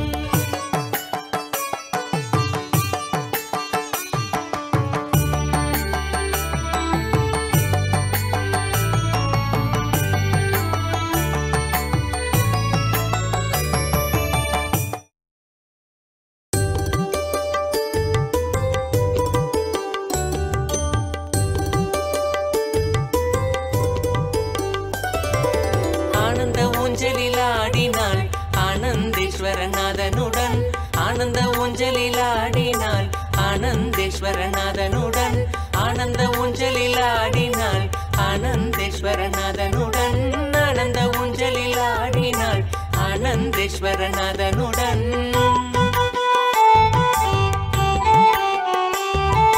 வேத கோஷங்கள் முழங்கிட விண்ணோர் மன்னோர் மகிழ்ந்திட வேத கோஷங்கள் முழங்கிட விண்ணோர் மன்னோர் மகிழ்ந்திட நாரதன் தும்புரு மீட்டிட நானிலம் முழுதும் ஆடிட நாரதன் தும்புரு மீட்டிட நானிலம் முழுதும் ஆடிட ஆனந்த ஊஞ்சலில் ஆடினாள் ஆனந்தேஸ்வரநாதனுடன் ஆனந்த ஊஞ்சலில் ஆடினாள் ஆனந்தேஸ்வரநாதனுடன்